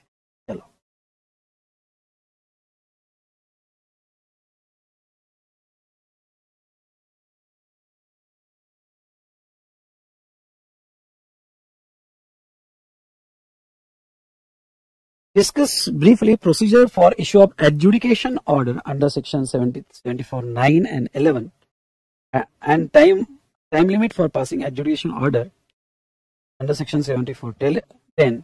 ये फाइनल में और सी फाइनल मॉक टेस्ट पेपर में पूछा वो तो ठीक है, ओके प्रोसीडिंग है, ये क्वेश्चन इतना इंपॉर्टेंट नहीं है, ओके कि आपको अपॉर्चुनिटी ऑफ बीइंग हर्ड दिया जाएगा। सबसे पहले तो आपको शो कॉज नोटिस आती है जिसका रिप्रेजेंटेशन को देना पड़ेगा in your defence.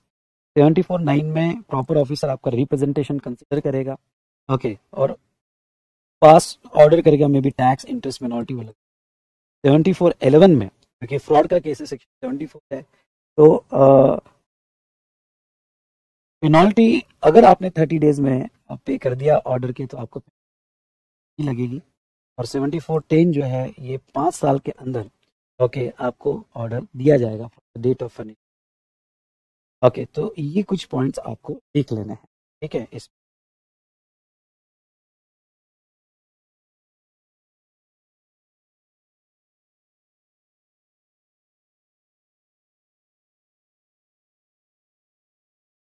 Discuss the amount of tax.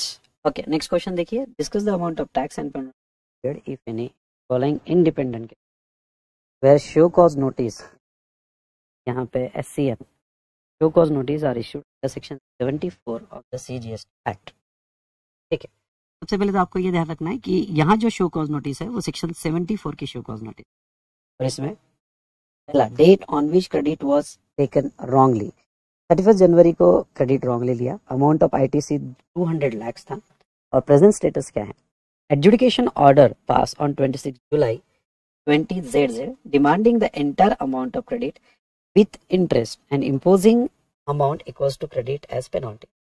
Current situation ऐसा है कि ऑर्डर आ चुकी है, ऑर्डर आ गई मतलब ये अज्यूम करके चलो show cause notice with in time गई, ऑर्डर विद इन टाइम गया, और ऑर्डर 26 जुलाई को आई है जिसमें पेनल्टी 100% मांगा गया, ठीक है, ये सिचुएशन है। और टेबल के नीचे अगर आप देखते हो तो ये दिया गया है, in all cases assessee want to pay the amount on 20 सितंबर, ओके ZZ। तो मैं आपको बता दूं कि सेक्शन 74 अगर आप रीड करोगे और इसमें ये कहा गया है कि अगर आप वॉलेंट्री पेमेंट कर देते हो टैक्स प्लस इंटरेस्ट का तो वो केस में 15% पेनल्टी लगेगी।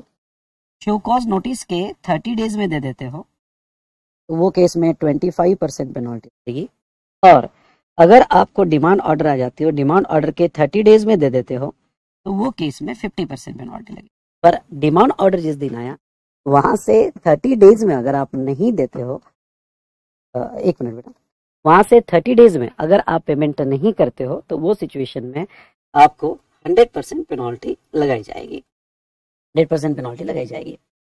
तो अब यहाँ देखो 26 जुलाई को डिमांड ऑर्डर आया, मतलब ये वाला ऑप्शन तो है नहीं क्योंकि डीओ आ गया, सेकंड वाला ऑप्शन भी नहीं है क्योंकि शो कॉज नोटिस आ गई, और तीसरा जो है डीओ से अगर 30 डेज में पेमेंट हो जाता है।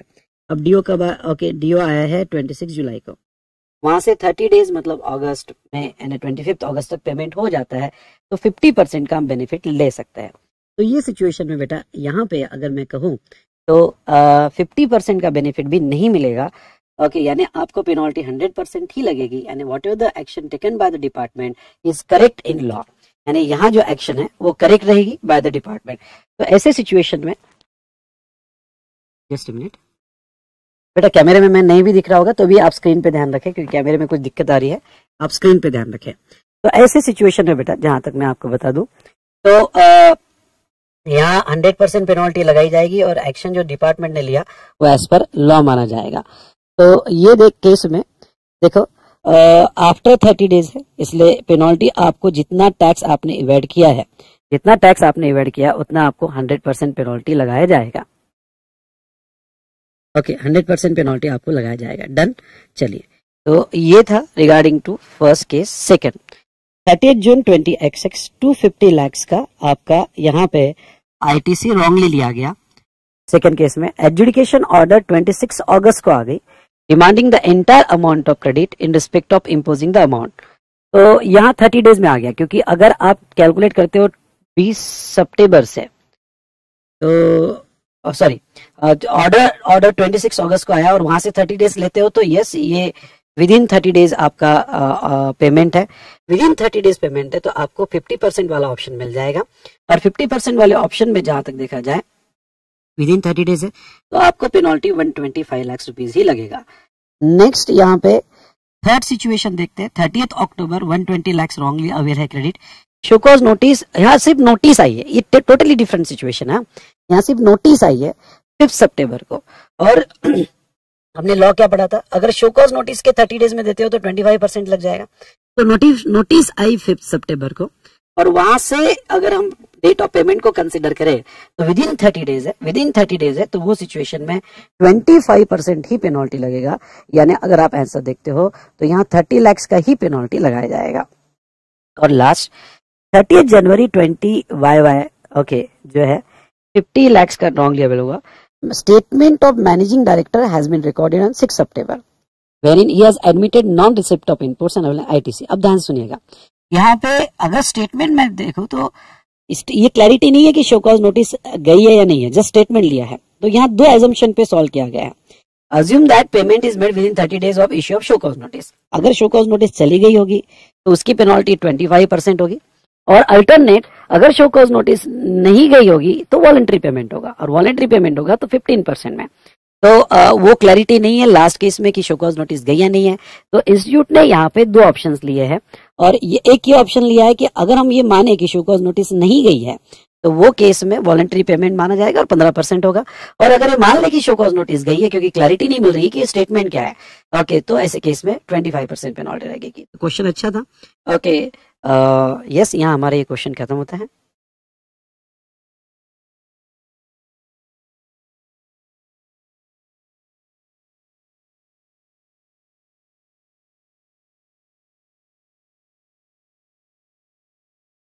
Next, a taxpayer has suppressed certain facts resulting in short payment of tax।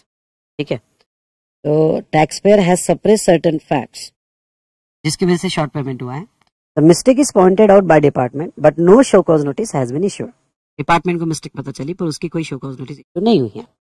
As per the taxpayer, separation is accepted at ₹12 lakhs, and he agrees that separation has taken place in the month of January 20XX। तो उसने 12 lakh accept किया, और उसने ये भी accept किया कि ये जनवरी 20XX में हुआ। He cleared the dues on 20th April 20XX। ठीक है। However, department on verification identifies additional separation of 2 lakhs in the same month of January 20XX।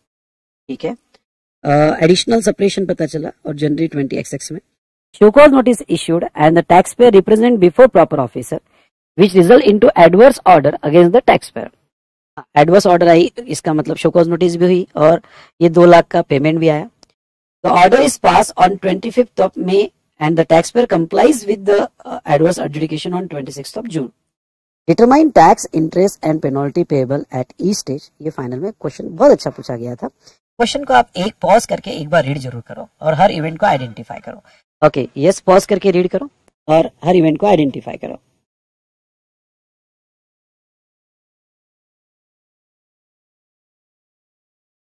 अगर ये प्रॉब्लम आप केयरफुली पढ़ते हो तो separation is accepted of ₹12 lakhs, और separation जो है यहाँ पे जनवरी का है और ड्यूज क्लियर हुए अप्रैल को।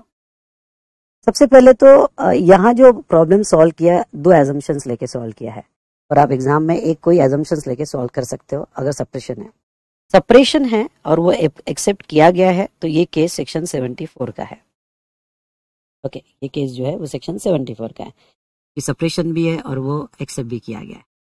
दूसरी बात यहाँ पे देखा जाए तो यहाँ सेपरेशन सेक्शन 74 का केस एक्सेप्ट किया गया। दूसरा, अगर 74 का है, अब वो जो अमाउंट दिया है और ये अमाउंट उन्होंने 12 लाख रुपीज दिया है। ओके, तो इंस्टीट्यूट ने यहाँ 2 एजम्पशंस लिए। कोई पर एग्जाम में आपको एक ही एजम्पशन आना है, ये अमाउंट 12 लाख वैल्यू है, 12 लाख वैल्यू है या फिर टैक्स है, वैल्यू है या टैक्स है। चलो, अगर इसको हम वैल्यू एज्यूम करते हैं कि वैल्यू इक्वल्स टू 12 लाख, तो आपको इसका टैक्स निकालना पड़ेगा। लेकिन अगर आपको टैक्स निकालना है तो रेट पता नहीं है, तो वो केस में इंस्टीट्यूट ने अज्यूम किए है कि इसके रेट @18% है। @18% अज्यूम किए इंस्टीट्यूट, यानी एक और सेकंड एजम्पशन। पहला एजम्पशन आपका यहाँ आ गया कि ये वैल्यू अज्यूम करे, तो सेकंड एजम्पशन आपका टैक्स रेट अज्यूम किए 18% इंस्टीट्यूट ने, और अकॉर्डिंगली 18% टैक्स निकाला उसका। ये तो केस 1 हुई। दूसरी केस अगर आप 2 लाख की देखते हो तो 2 लाख की केस में वो तो क्लियर सेपरेशन हुआ और वो पेमेंट तो वॉलंटरी दिया भी नहीं। वो केस में तो जहां तक देखा जाए तो ऑर्डर के बाद पेमेंट है, ऑर्डर के बाद पेमेंट है। तो और दूसरा, अगर इसको टैक्स अमाउंट अज्यूम करे, टैक्स अमाउंट अज्यूम करे 12 लाख, फिर को उसका टैक्स सेपरेट निकालने की जरूरत नहीं है। पर अगर हम इसको वैल्यू अज्यूम करते हैं 12 लाख को, सुनिए ध्यान से, अगर वैल्यू अज्यूम करते हैं आप 12 लाख को और ये जनवरी की वैल्यू मानते हैं, जनवरी की वैल्यू मानते हैं, तो फिर आपकी ड्यू डेट, थर्ड एजम्पशन लिया है कि आपकी ड्यू डेट ऑफ टैक्स कब आएगी, 21 फेब, और इंटरेस्ट 20th फेब, आपकी ड्यू डेट आएगी 20th फेब, और 20th फेब आने की वजह से आपका इंटरेस्ट 21 से लगेगा till the date of payment. तो फिर इंटरेस्ट कैलकुलेशन जो होगा वो इंटरेस्ट कैलकुलेशन 21 फेब से होगा, ठीक है, अगर आप वैल्यू जनवरी का अज्यूम करते हैं। लेकिन अगर आप टैक्स अमाउंट उसको अज्यूम करते हैं तो फिर टैक्स सप्रेस हुआ और ये पता चला जनवरी में, मतलब ये फिर टैक्स होगा दिसंबर का, फिर दिसंबर का माना जाएगा, क्योंकि फिर हमने टैक्स अज्यूम किया तो टैक्स जनवरी का कैलकुलेट कब, कौन से मंथ का होगा, दिसंबर का। तो फिर इसकी ड्यू डेट ऑफ पेमेंट, इसकी ड्यू डेट ऑफ पेमेंट यहाँ पे 20th जनवरी मानी जाएगी, और अगर आप इंटरेस्ट निकालोगे तो इंटरेस्ट 21 से निकालोगे, 21 से निकालोगे। तो आप मुझे पूछोगे कि सर ये एग्जांपल में अब हमने वैल्यू लेना है या टैक्स, मेरे हिसाब से मोर एप्रोप्रिएट टैक्स, ओके, मोर एप्रोप्रिएट टैक्स लेना और एजम्पशन ये केयरफुली वहां पे लिख देना।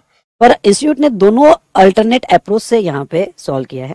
पहले तो कहा है कि भाई ये सेपरेशन है, नॉन डिक्लेरेशन ऑफ फैक्ट्स और इन्फॉर्मेशन है, तो इसको सॉल्व किया गया 2 एजम्पशन से। पहला एजम्पशन अल्टरनेटिव 1 लिया गया कि ₹12 lakh is assume to be a value of separation and tax rate is assume to be 18%, ठीक है।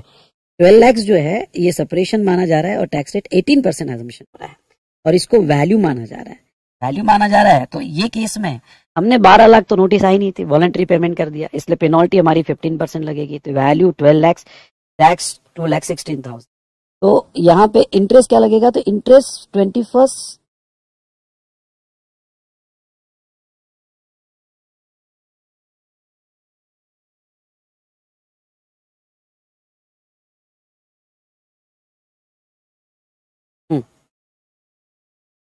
इंटरेस्ट में उन्होंने 2 कैलकुलेशन बताया।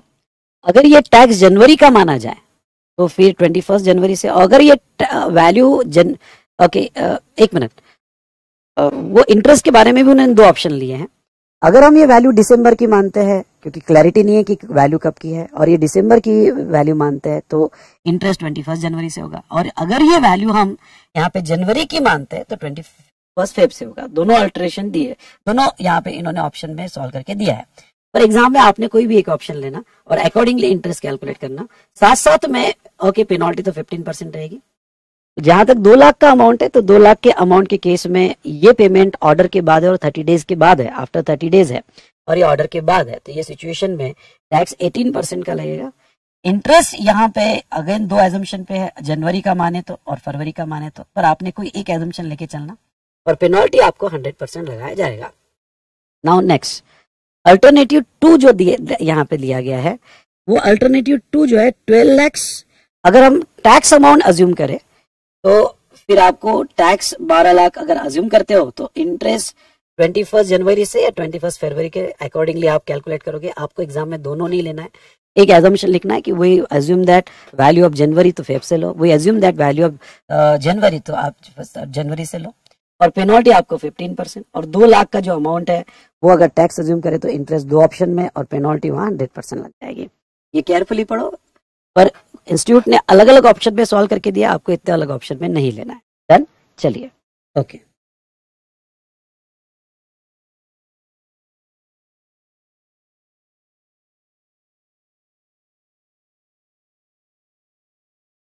चलिए बेटा, तो अब ये क्वेश्चन, और मैं आपको कह दूं मेरा टी शर्ट वगैरह चेंज हो जाए उस पर ध्यान मत देना, कॉन्सेप्ट पे ध्यान देना। मैं जैसे जैसे मुझे टाइम मिल रहा है मैं रिकॉर्डिंग कर रहा हूँ, ठीक है। ये क्वेश्चन देखते हैं, discuss the validity of following independent cases under the provision of CGST act 2017। बहुत अच्छा है, एग्जाम्पल रिपीट हो सकता है, इवन तो एग्जाम में आया होगा। CGST ऑफिसर है issued the notice under section 74(1) यानी फ्रॉड की नोटिस दिया हुआ है, against which appeal was preferred by the assessee. Appellate authority concluded that the notice issued under section 74(1) was not sustainable for the reason that charges of fraud has not been established. Appellate authority ने कह दिया कि भाई ये fraud का case नहीं है, इसलिए 74(1) का तो केस सस्टेनेबल नहीं होगा क्योंकि बंदे ने फ्रॉड नहीं किया. Now officer wishes to determine tax payable by treating the said notice as if it was issued under 73(1). तो ऑफिसर कह रहा है कि चलो भाई 74(1) का नहीं हुआ, मैं कोई प्रॉब्लम नहीं है, पर फिर मैं ये केस 73 में डालता हूँ क्योंकि शॉर्ट पेमेंट और नॉन पेमेंट तो वही है, तो मैं 73(1) में डाल सकता हूँ. तो क्या वो 74 की केस 73(1) में शिफ्ट कर सकता है? Is this action of officer is valid? Yes बेटा. सेक्शन 75 सबसेक्शन 2 अगर आप रीड करते हो तो अगर नहीं याद आ रहा होगा तो अभी ओपन कर लो या फिर आप आंसर बाद में देख सकते हो, पर सेक्शन 75 सबसेक्शन 2 कहता है कि अगर कोई प्रोसीडिंग 74 में यहाँ पे अपीलेट अथॉरिटी ने कह दिया कि वो इनवैलिडेट है, ओके, क्योंकि वो सस्टेनेबल नहीं हो पा रही, इनवैलिड से ज्यादा सस्टेनेबल नहीं हो पा रही है 74 में क्योंकि फ्रॉड नहीं हुआ है, तो ये प्रोसीडिंग ऑफिसर सेक्शन 73 में शिफ्ट कर सकता है. ओके, कर सकता है. Also answer the following in relation to above situation. What would be the time period for redetermination of tax, interest and penalty payable by notice under section 73(1)? अगर आप section 75 पढ़ते हो तो वो कहता है कि जिस दिन अपीलेट अथॉरिटी ने ऑर्डर दिया था, ओके, कि भाई ये सस्टेनेबल नहीं है, तो वहां से 2 साल के अंदर, आई रिपीट द वर्ड, 2 साल के अंदर वो 73(1) में जो है, ओके, अमाउंट फाइनल कर सकता है. ठीक है. अगर amount payable by notice deeming the notice to have been issued under 73(1) shall be recomputed, redetermined by proper officer as per the provision of section 75(2), read 73(2) and section 73(10). where show cause notice issued within the time limit of specified under 73(2), read with section 73(10). तो sir section से परेशान हो रहे. Simple way में वो कहते हैं कि देखो 74 का केस 73 में शिफ्ट हो सकता है, लेकिन ओके अब प्रोविजन 73 की ही लगेगी. मतलब क्या? मतलब जिस दिन जो फाइनेंशियल ईयर का शॉर्ट पेमेंट होगा उसके एनुअल रिटर्न से 2 साल 9 महीने के अंदर नोटिस होगी तो वो केस शिफ्ट होगी. ओके, अब देखो क्या हो गया. 74 में टाइम पीरियड अवेलेबल है 4 साल 6 महीना. ओके, तो अगर आपने समझ लो फाइनेंशियल ईयर यहाँ पे, समझ लो फाइनेंशियल ईयर यहाँ पे ये 22-23 है, तो इसकी एनुअल रिटर्न की डेट कब आएगी? 31 दिसंबर. एनुअल रिटर्न की डेट कब आएगी? 31 दिसंबर 23. अब यहां से अगर ओके नोटिस 2 years 9 months में होगा और नोटिस जो होगा ये 4 years 6 months में, यानी ये एरिया में होगा. अगर नोटिस ये एरिया में है तो आपने ओरिजिनली 74 का केस लगाया था, वो 73 में शिफ्ट हो सकता है क्योंकि 73 के टाइम पीरियड में नोटिस दिया हुआ है, तो आप शिफ्ट कर सकते हो.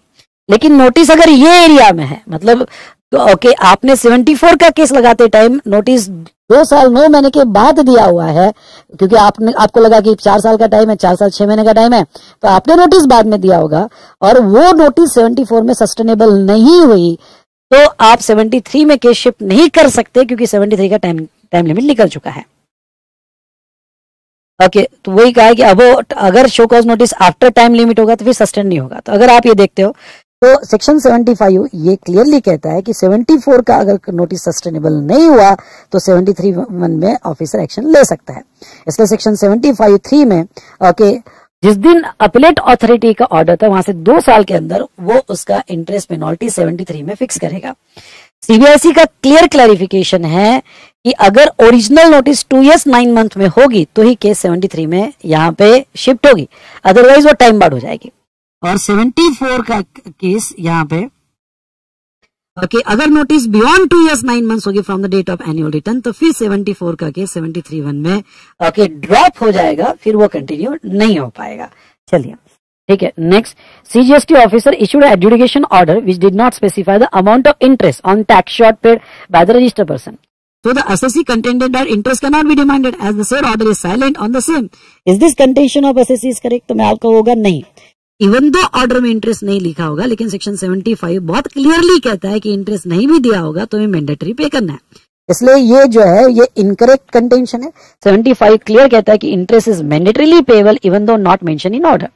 उसके बाद में next, CGST officer issued adjudication order which specified the payment of 60,000 as the interest and tax 35,000 by registered person, but the show cause notice specify the payment of interest 50,000 and tax short paid 3,50,000. The registered person contend that he is not liable to pay interest in excess amount specified in the notice. Correct, क्योंकि section 35 कहता है जितना आपने notice में मांगा उससे ज्यादा order नहीं हो सकता, इसलिए इंटरेस्ट आपका नोटिस में 50,000 है और ऑर्डर में 60,000, ये गलत है। ओके, टैक्स तो ठीक है, टैक्स तो मैच हो गया, पर इंटरेस्ट और में डिफरेंस आ रहा है, तो जितना शो कॉज नोटिस में इंटरेस्ट है उतना ही मैक्सिमम आप कलेक्ट कर सकते हो। डन। चलिए, तो बॉस ये हमने देखा। ओके, यहाँ पे बहुत अच्छा क्वेश्चन था, एग्जाम में फिर से रिपीट हो सकता है।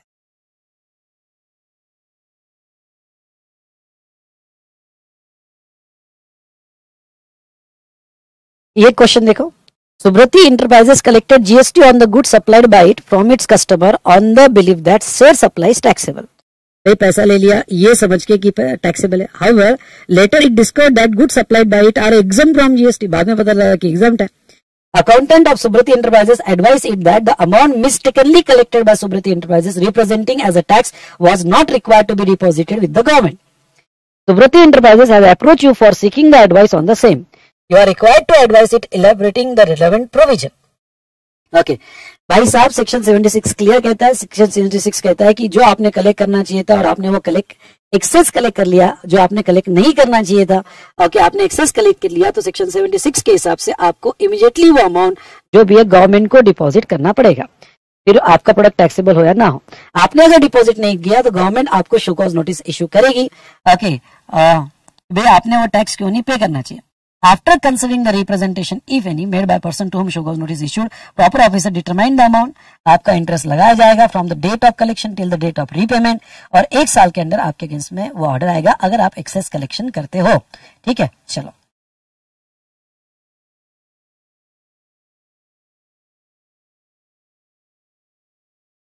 ठीक है। Now next. In the month of March 20XX, during the course of departmental GST audit under section 65, audit हुआ, section 65 में audit हुआ। Okay, of Always Right Private Limited, audit team observed that input tax credit claimed by company was blocked under section 17(5). Audit team को लगा कि भाई कुछ ऐसे ITC लिए गए जो section 17(5) में ब्लॉक है। Audit memo was given to company for submission of reply on audit observation mentioned in the memo. Company submitted reply containing that said credit was not blocked और वो rightly availed उन्होंने किया है। Department was not satisfied with the reply submitted by company. Audit team saw a show cause notice under section 74. Okay, और show cause notice serve कर दिया and transfer the matter to adjudication officer and also started recovery process under 78-79 for recovery of input tax credit wrongly availed. You are required to comment whether action of department to recover the amount justified with reference to legal provision of GST law. आप तो कहोगे हाँ sir क्या problem है, अब जब या section 74 में एक्शन होगी। भाई साहब, इसमें छुपा हुआ ये है कि शो कॉज नोटिस पर ही रिकवरी चालू होगी। कहाँ लिखा है डिमांड ऑर्डर इशू किया, ऑर्डर दिया गया। भाई साहब, रिकवरी 78-79 की तभी हो सकती है अगर डिमांड ऑर्डर दिया गया होगा, तो शो कॉज नोटिस पे रिकवरी नहीं हो सकती, और ये सेक्शन 78 क्लियर कहता है। सेक्शन 78 कहता है recovery proceeding can be initiated under GST law if taxable person fails to pay an amount payable in pursuance of order passed under law within 3 months. अगर ऑर्डर दिया गया और ऑर्डर के 3 महीने में अगर पैसा नहीं दिया तो रिकवरी होगी। In given case recovery proceeding has been initiated after just show cause notice, कोई एडजुडिकेशन ऑर्डर नहीं है, इसलिए डिपार्टमेंट का एक्शन ऑफ रिकवरी ये सही नहीं है as per law.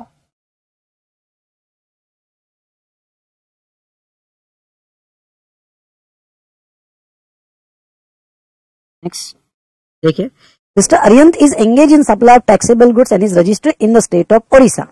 A demand notice under GST law of rupees 50 lakhs is served on him on 5th of April. ठीक है, डिमांड नोटिस 50 लाख की आई। 10th April, despite having knowledge of said notice, Mr. Aryant transferred his ancestral property located in Punjab in the same of his wife, in the name of his wife, Soma, for a consideration of 2 lakhs without taking permission from the authority of GST. 80 lakh की property 2 lakh में दे दी उसने। Value for the purpose of stamp duty valuation 80 lakhs. Subsequently, he filed a reply to said demand notice on 15th April stating that he would not able to pay any amount of tax demanded in the notice due to his distressed financial situation. Determine the validity of act transferring the property by Mr. Aryant to his wife Soma under the provision of GST law. भाई साहब, इसके अंदर 50 लाख की notice है, इसने अपनी property अपने wife के नाम पे दे दी और डिपार्टमेंट को बोल दिया कि भाई मेरे पास तो पैसा ही नहीं है, मैं तो फाइनेंशियल क्रंच में हूँ। लॉ बेवकूफ लगता है कि आपको? सेक्शन 81 कहता है कि अगर आपके अगेंस्ट में कोई ड्यू निकलता है एंड ड्यूरिंग दैट प्रोसीडिंग आपने अगर कोई प्रॉपर्टी सेल मॉर्गेज एक्शन किसी के नाम का किया होगा, okay, intention to defrauding the government, then such charge और ट्रांसफर शैल बी वॉइड। जो भी आपने अपने वाइफ के नाम पे प्रॉपर्टी ट्रांसफर की वो वॉइड माना जाएगा। अगर सच चार्ज और transfer shall not be wife, अगर वो एडुकेट कंसिडरेशन पे दिया होगा और प्रॉपर ऑफिसर को प्रॉपर नोटिस से इन्फॉर्म किया होगा। In this case, transfer of property by Mr. Aryant to his wife Soma is void and property will still be considered in the hands of Aryant under GST law for the recovery of dues. Okay, तो ये भी अच्छा question था। Okay, तो ये हमने demand का ये क्वेश्चन कंप्लीट किया। इस तरह से दोस्तों यहाँ पे जो है हमने यहाँ डिमांड से रिलेटेड सारे इंपॉर्टेंट क्वेश्चंस कंप्लीट किए। ये क्वेश्चन अच्छे से पढ़ के जाना, लिख के देखना, तो डेफिनेटली आपको बहुत फायदा मिलेगा। तो इस बार 80 पार, ठीक है। चलिए बेटा, अब डिस्कशन स्टार्ट करते हैं अपील और रिवीजन के कुछ इंपॉर्टेंट क्वेश्चन से रिलेटेड। Are you ready? चलिए,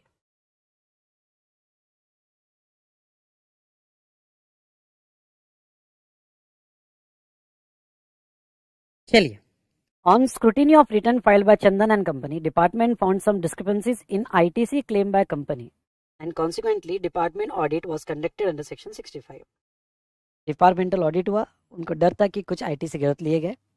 On conclusion of the audit of February, department issued a show cause notice alleging that company has wrongly availed and deliberately claimed ITC in the return without actual receipt of goods in the month of January. Goods बिना मिले ITC लिया, इसलिए show cause notice issue हुई। The joint commissioner, ये important है, joint commissioner of central tax not being satisfied by reply given by company to the show cause notice pass a written order, order भी आ गया 28 अप्रैल को, which is received by company on 1st May. Order confirmed the tax demand of 30 lakhs. CGST 15, SGST 15 and impose penalty equals to amount section 74. 100% penalty लगाया गया section 74 में। Agreed by the order, Chandan and company decide to contest the order of adjudication to its entirety, मतलब उसने कुछ भी accept नहीं किया और पूरा ऑर्डर चैलेंज करने वाला है। It seeks the advice on following issue. To whom should it make a appeal? Can it directly approach the High Court? Appeal किसे करे? क्या डायरेक्टली हाईकोर्ट को जाए? ऐसा थोड़ी डायरेक्टली हाईकोर्ट को जाए। ज्वाइंट कमिश्नर का है तो पहले अपीलेट अथॉरिटी यानी कमिश्नर अपील होगा, 3 महीने के अंदर अपील फाइल करना पड़ेगा। ओके, कॉन्डिनेशन ऑफ डिले 1 मंथ रहेगा। हाँ, डायरेक्ट हाईकोर्ट के पास जाना है तो वो सिचुएशन में रिट पिटिशन होगा, पर अपील नहीं जाएगी। तो ये यहाँ पे joint commissioner appellate authority commissioner appeal के पास रहेगा, वो हाईकोर्ट पे डायरेक्ट नहीं जा सकता अपील के लिए। पहले अपीलेट अथॉरिटी और बाद में ट्रिब्यूनल। अगर हाई कोर्ट में जाना है तो रिट पिटिशन में जाना पड़ेगा, ठीक है। आपने इतना भी लिखा कि he can not go for directly to high court, वो उसको commissioner appellate authority commissioner appeal के बाद जाना पड़ेगा, that's enough. What is the time limit for filing appeal in given case? तो टाइम लिमिट जो है 3 मंथ्स है। कॉन्डोनेशन ऑफ डिले 1 मंथ होगा, तो 3 महीने के अंदर अपील फाइल करना पड़ेगा। Is there any requirement of pre deposit any amount and if so what is the would be the amount? Pre deposit यहाँ पे 10%, एक तो पूरा टैक्स, जो भी टैक्स आपने लगा, टैक्स इंटरेस्ट जो भी होगा वो, और पेनल्टी जो होगी उसका 10% आपको देना पड़ेगा, और 25 करोड़ विच इज लोअर। तो ऐसे केस में आपका 3 लाख हाँ, तो जो आपने एडमिट किया उस वो टैक्स इंटरेस्ट, तो आपने एडमिट कुछ भी नहीं किया। देखो ख्याल रहे, जो एडमिट किया वो तो पूरा देना पड़ेगा, तो आपने एडमिट यहाँ कुछ भी नहीं किया। और रिमेनिंग डिस्प्यूट इज 30 lakhs, तो रिमेनिंग आपका 10% ऑफ टैक्स आपको देना है, सब्जेक्ट टू मैक्सिमम 25 करोड़ से। देखो, ओके, ध्यान से सुनिएगा। ओके, मैं थोड़ा अपने ही स्टेटमेंट में करेक्शन करता हूँ। जो टैक्स इंटरेस्ट पेनल्टी आपने एडमिट की वो तो पूरी देना पड़ेगा, और जो नॉन एडमिटेड है तो आपको टैक्स का 10% देना पड़ेगा, मैक्सिमम 25 करोड़। तो ऐसे सिचुएशन में आपने कुछ भी एडमिट नहीं किया तो आपको जो टैक्स अमाउंट है 30 लाख, उसका 10%। यहाँ स्टूडेंट गलती कर देते हैं, जैसे मेरे से भी अभी थोड़ी सी गलती हो गई। आपको 10% ऑफ ओनली टैक्स देना है, 10% ऑफ टैक्स एंड पेनल्टी नहीं देना है। इवन दो 100% पेनल्टी लगाई होगी, लेकिन अगर आप कुछ भी एडमिट नहीं कर रहे हैं तो प्री डिपॉजिट आपको 10% ऑफ टैक्स ही देना पड़ेगा। डन, चलिए।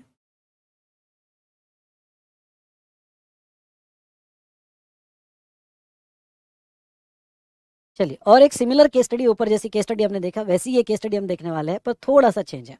Pursuant to audit conducted by tax authority under section 65 of CGST Act, a show cause notice was issued to Home Furniture, Surat, a registered supplier, alleging that it had wrongly availed the input tax credit without actual receipt of goods for the month of July 20XX. In the absence of satisfactory reply from home furnisher, Joint Commission of Central Tax pass an adjudication order भी आगे, confirming tax demand of 50 lakhs और penalty लगाई गई section 122 में. Home furnisher does not agree with the order passed by Joint Commission and decided to file appeal with the appellate authority against the said adjudication order. He had approached you for seeking the advice for following issues. ये study material में.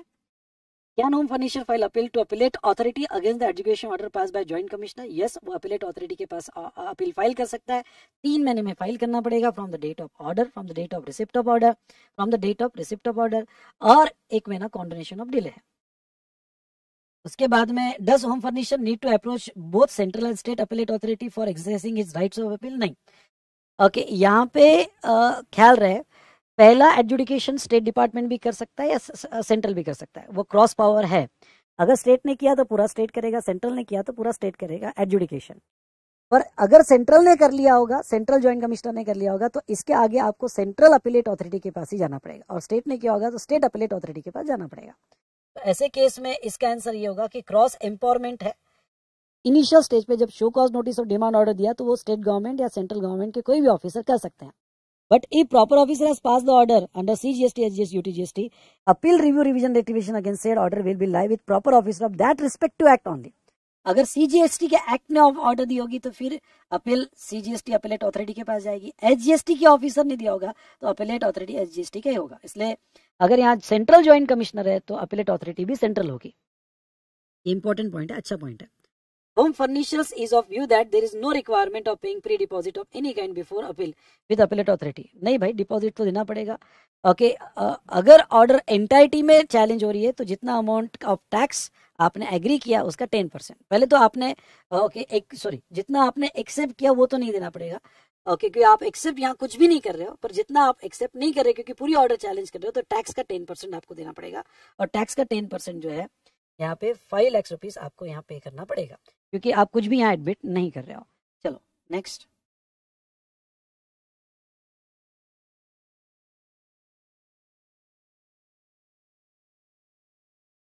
Now next question देखो. Original adjudicating authority confirm a demand of GST 42,50,000 with interest and impose penalty 4,25,000 in its order dated 1 September.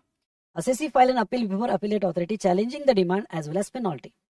Internal audit party, after audit of records of assessee, submitted a note to the commissioner that actual amount demanded should have been 48,50,000. While issue was pending before appellate authority, based on the note, commissioner stayed the order of original authority and issued a show cause notice 15th March proposing revision of order of original authority and revised demand on the basis of audit note. Examine the correctness of action taken by the commissioner. अब मैं आपको बता दूं, अगर original order appeal में होगी, appellate authority के पास होगी, तो वो ऑर्डर रिवीजन में नहीं जा सकती. ओके, वो ऑर्डर रिवीजन में नहीं जा सकती जब तक अपीलेट अथॉरिटी के पास पेंडिंग है. इसलिए अगर ओरिजिनल मैटर 42,50,000 का और अपीलेट अथॉरिटी के पास पेंडिंग है तो उसको रिवाइज नहीं कर सकते. हाँ, कोई अदर मैटर होगा, अदर इश्यू होगा तो वो रिवाइज हो सकता है, पर ओरिजिनल नहीं हो सकता. तो सेक्शन 108 याद आया तो ठीक है. Revisional authority can not revise an order if such order is subject to appeal before appellate authority, tribunal और high court, supreme court. However, revisional authority can pass the order at any point which has not been raised or decided in appeal. कोई ऐसा point जो appeal में नहीं होगा उसका revision कर सकता है. तो this subject matter is of appeal, इसलिए वो रिवीजन नहीं हो सकता और एक्शन सही नहीं है. अच्छा क्वेश्चन है, एग्जाम में फिर से इस पर क्वेश्चन रिपीट हो सकता है.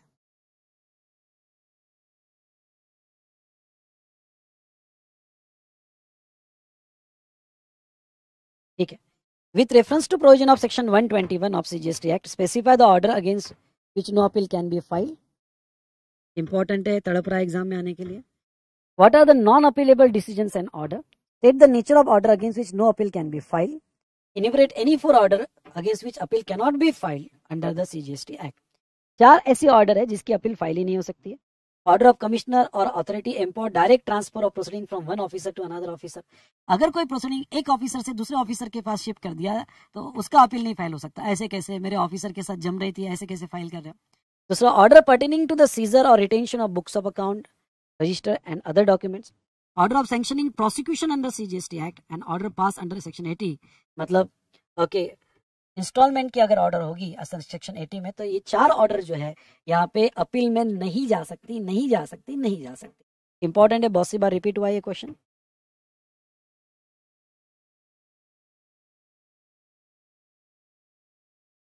चलिए, ये RTP 23 का क्वेश्चन है. Nitya Associate is engaged in supplying taxable service in Kerala. The Assistant Commissioner of Central Tax passed an adjudication order under the Section 73, which was received by Nitya Associate on 18th October. In the said order, GST liability of rupees 6 lakhs was decided along with interest 18% per annum for the number of delayed days and penalty of 60,000. Nitya Associate was complete disagreement with the said order, so it is file an appeal before appellate authority on 31st October.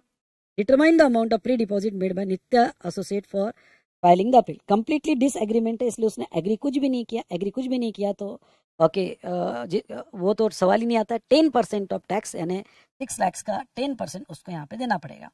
तो यहाँ जो है 60,000 उसको यहाँ 10% देना पड़ेगा. Next, whether your answer would be different if Nitya associate appeal only against the part of the remanded amount से 4 lakhs and admit the balance liability of tax amounting to 2 lakhs and proportional penalty arising from the said order. अगर 2 लाख का agree किया है तो 2 लाख उसको पे करना पड़ेगा और प्रोपोर्शनेट पेनल्टी देना पड़ेगा. बाकी 4 लाख का जो टैक्स है उसका 10% ही उसको देना पड़ेगा. 4 लाख का जो टैक्स है उसका 10% ही देना पड़ेगा. अदरवाइज 2 लाख प्लस उसकी पेनल्टी, प्रोपोर्शनेट पेनल्टी जो भी आती है और इंटरेस्ट, वो तो देना ही पड़ेगा. और बाकी जो एडमिट नहीं किया उसके टैक्स का 10% उसको देना पड़ेगा. चलिए, तो ये हमने देखा.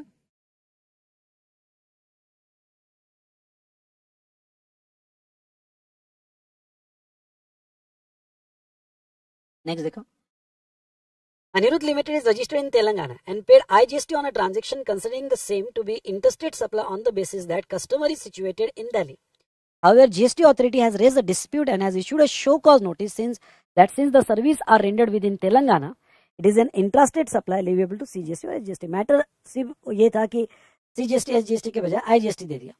Anirudh Limited has lost the case before proper officer and also filed appeal before departmental appellate authority. Advise Anirudh Limited regarding the following. Can Anirudh Limited file appeal against the order of first appellate authority? If yes, before which forum can Anirudh Limited file the said appeal? अगर appellate authority का order है तो वो जाएगा appellate tribunal में, और appellate tribunal में वो appeal file कर सकता है. तो section 112 में वो national bench, regional bench, जो भी appellate tribunal है उसके पास जाएगा. Next, once the valid appeal is filed by Anirudh Limited, valid appeal file कर दिया before appropriate forum, can authority insist Anirudh Limited to deposit CGST, GST which authority are claiming the Anirudh Limited ought to have been paid but has not been paid? अगर valid appeal है मतलब pre deposit दे दिया है. अगर pre deposit दे दिया है तो extra amount के लिए डिपार्टमेंट फोर्स नहीं कर सकता, रिकवरी के लिए डिपार्टमेंट फोर्स नहीं कर सकता. Third, if Anirudh Limited loses on second appeal stage as well, is there any other statutory forum available for Anirudh Limited for filing appeal? If yes, case interstate supply का था जिसमें matter IGST का था, इसलिए ये case अब direct appellate tribunal से supreme court के पास जाएगा. Last, assuming Anirudh Limited loses at all level, would there be any interest liability? नहीं.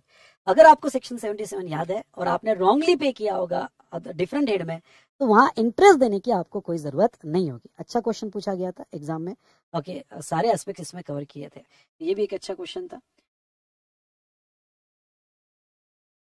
चलो बेटा, तो इस तरह से अपील से रिलेटेड भी इंपॉर्टेंट डिस्कशन हमने कंप्लीट किया और सारे इंपॉर्टेंट क्वेश्चंस हमने कवर किए. आई होप आपको मजा आया होगा. ओके, तो हम सारे इंपॉर्टेंट क्वेश्चंस भी ग्रेजुअली कवर कर रहे हैं. डन. ओके.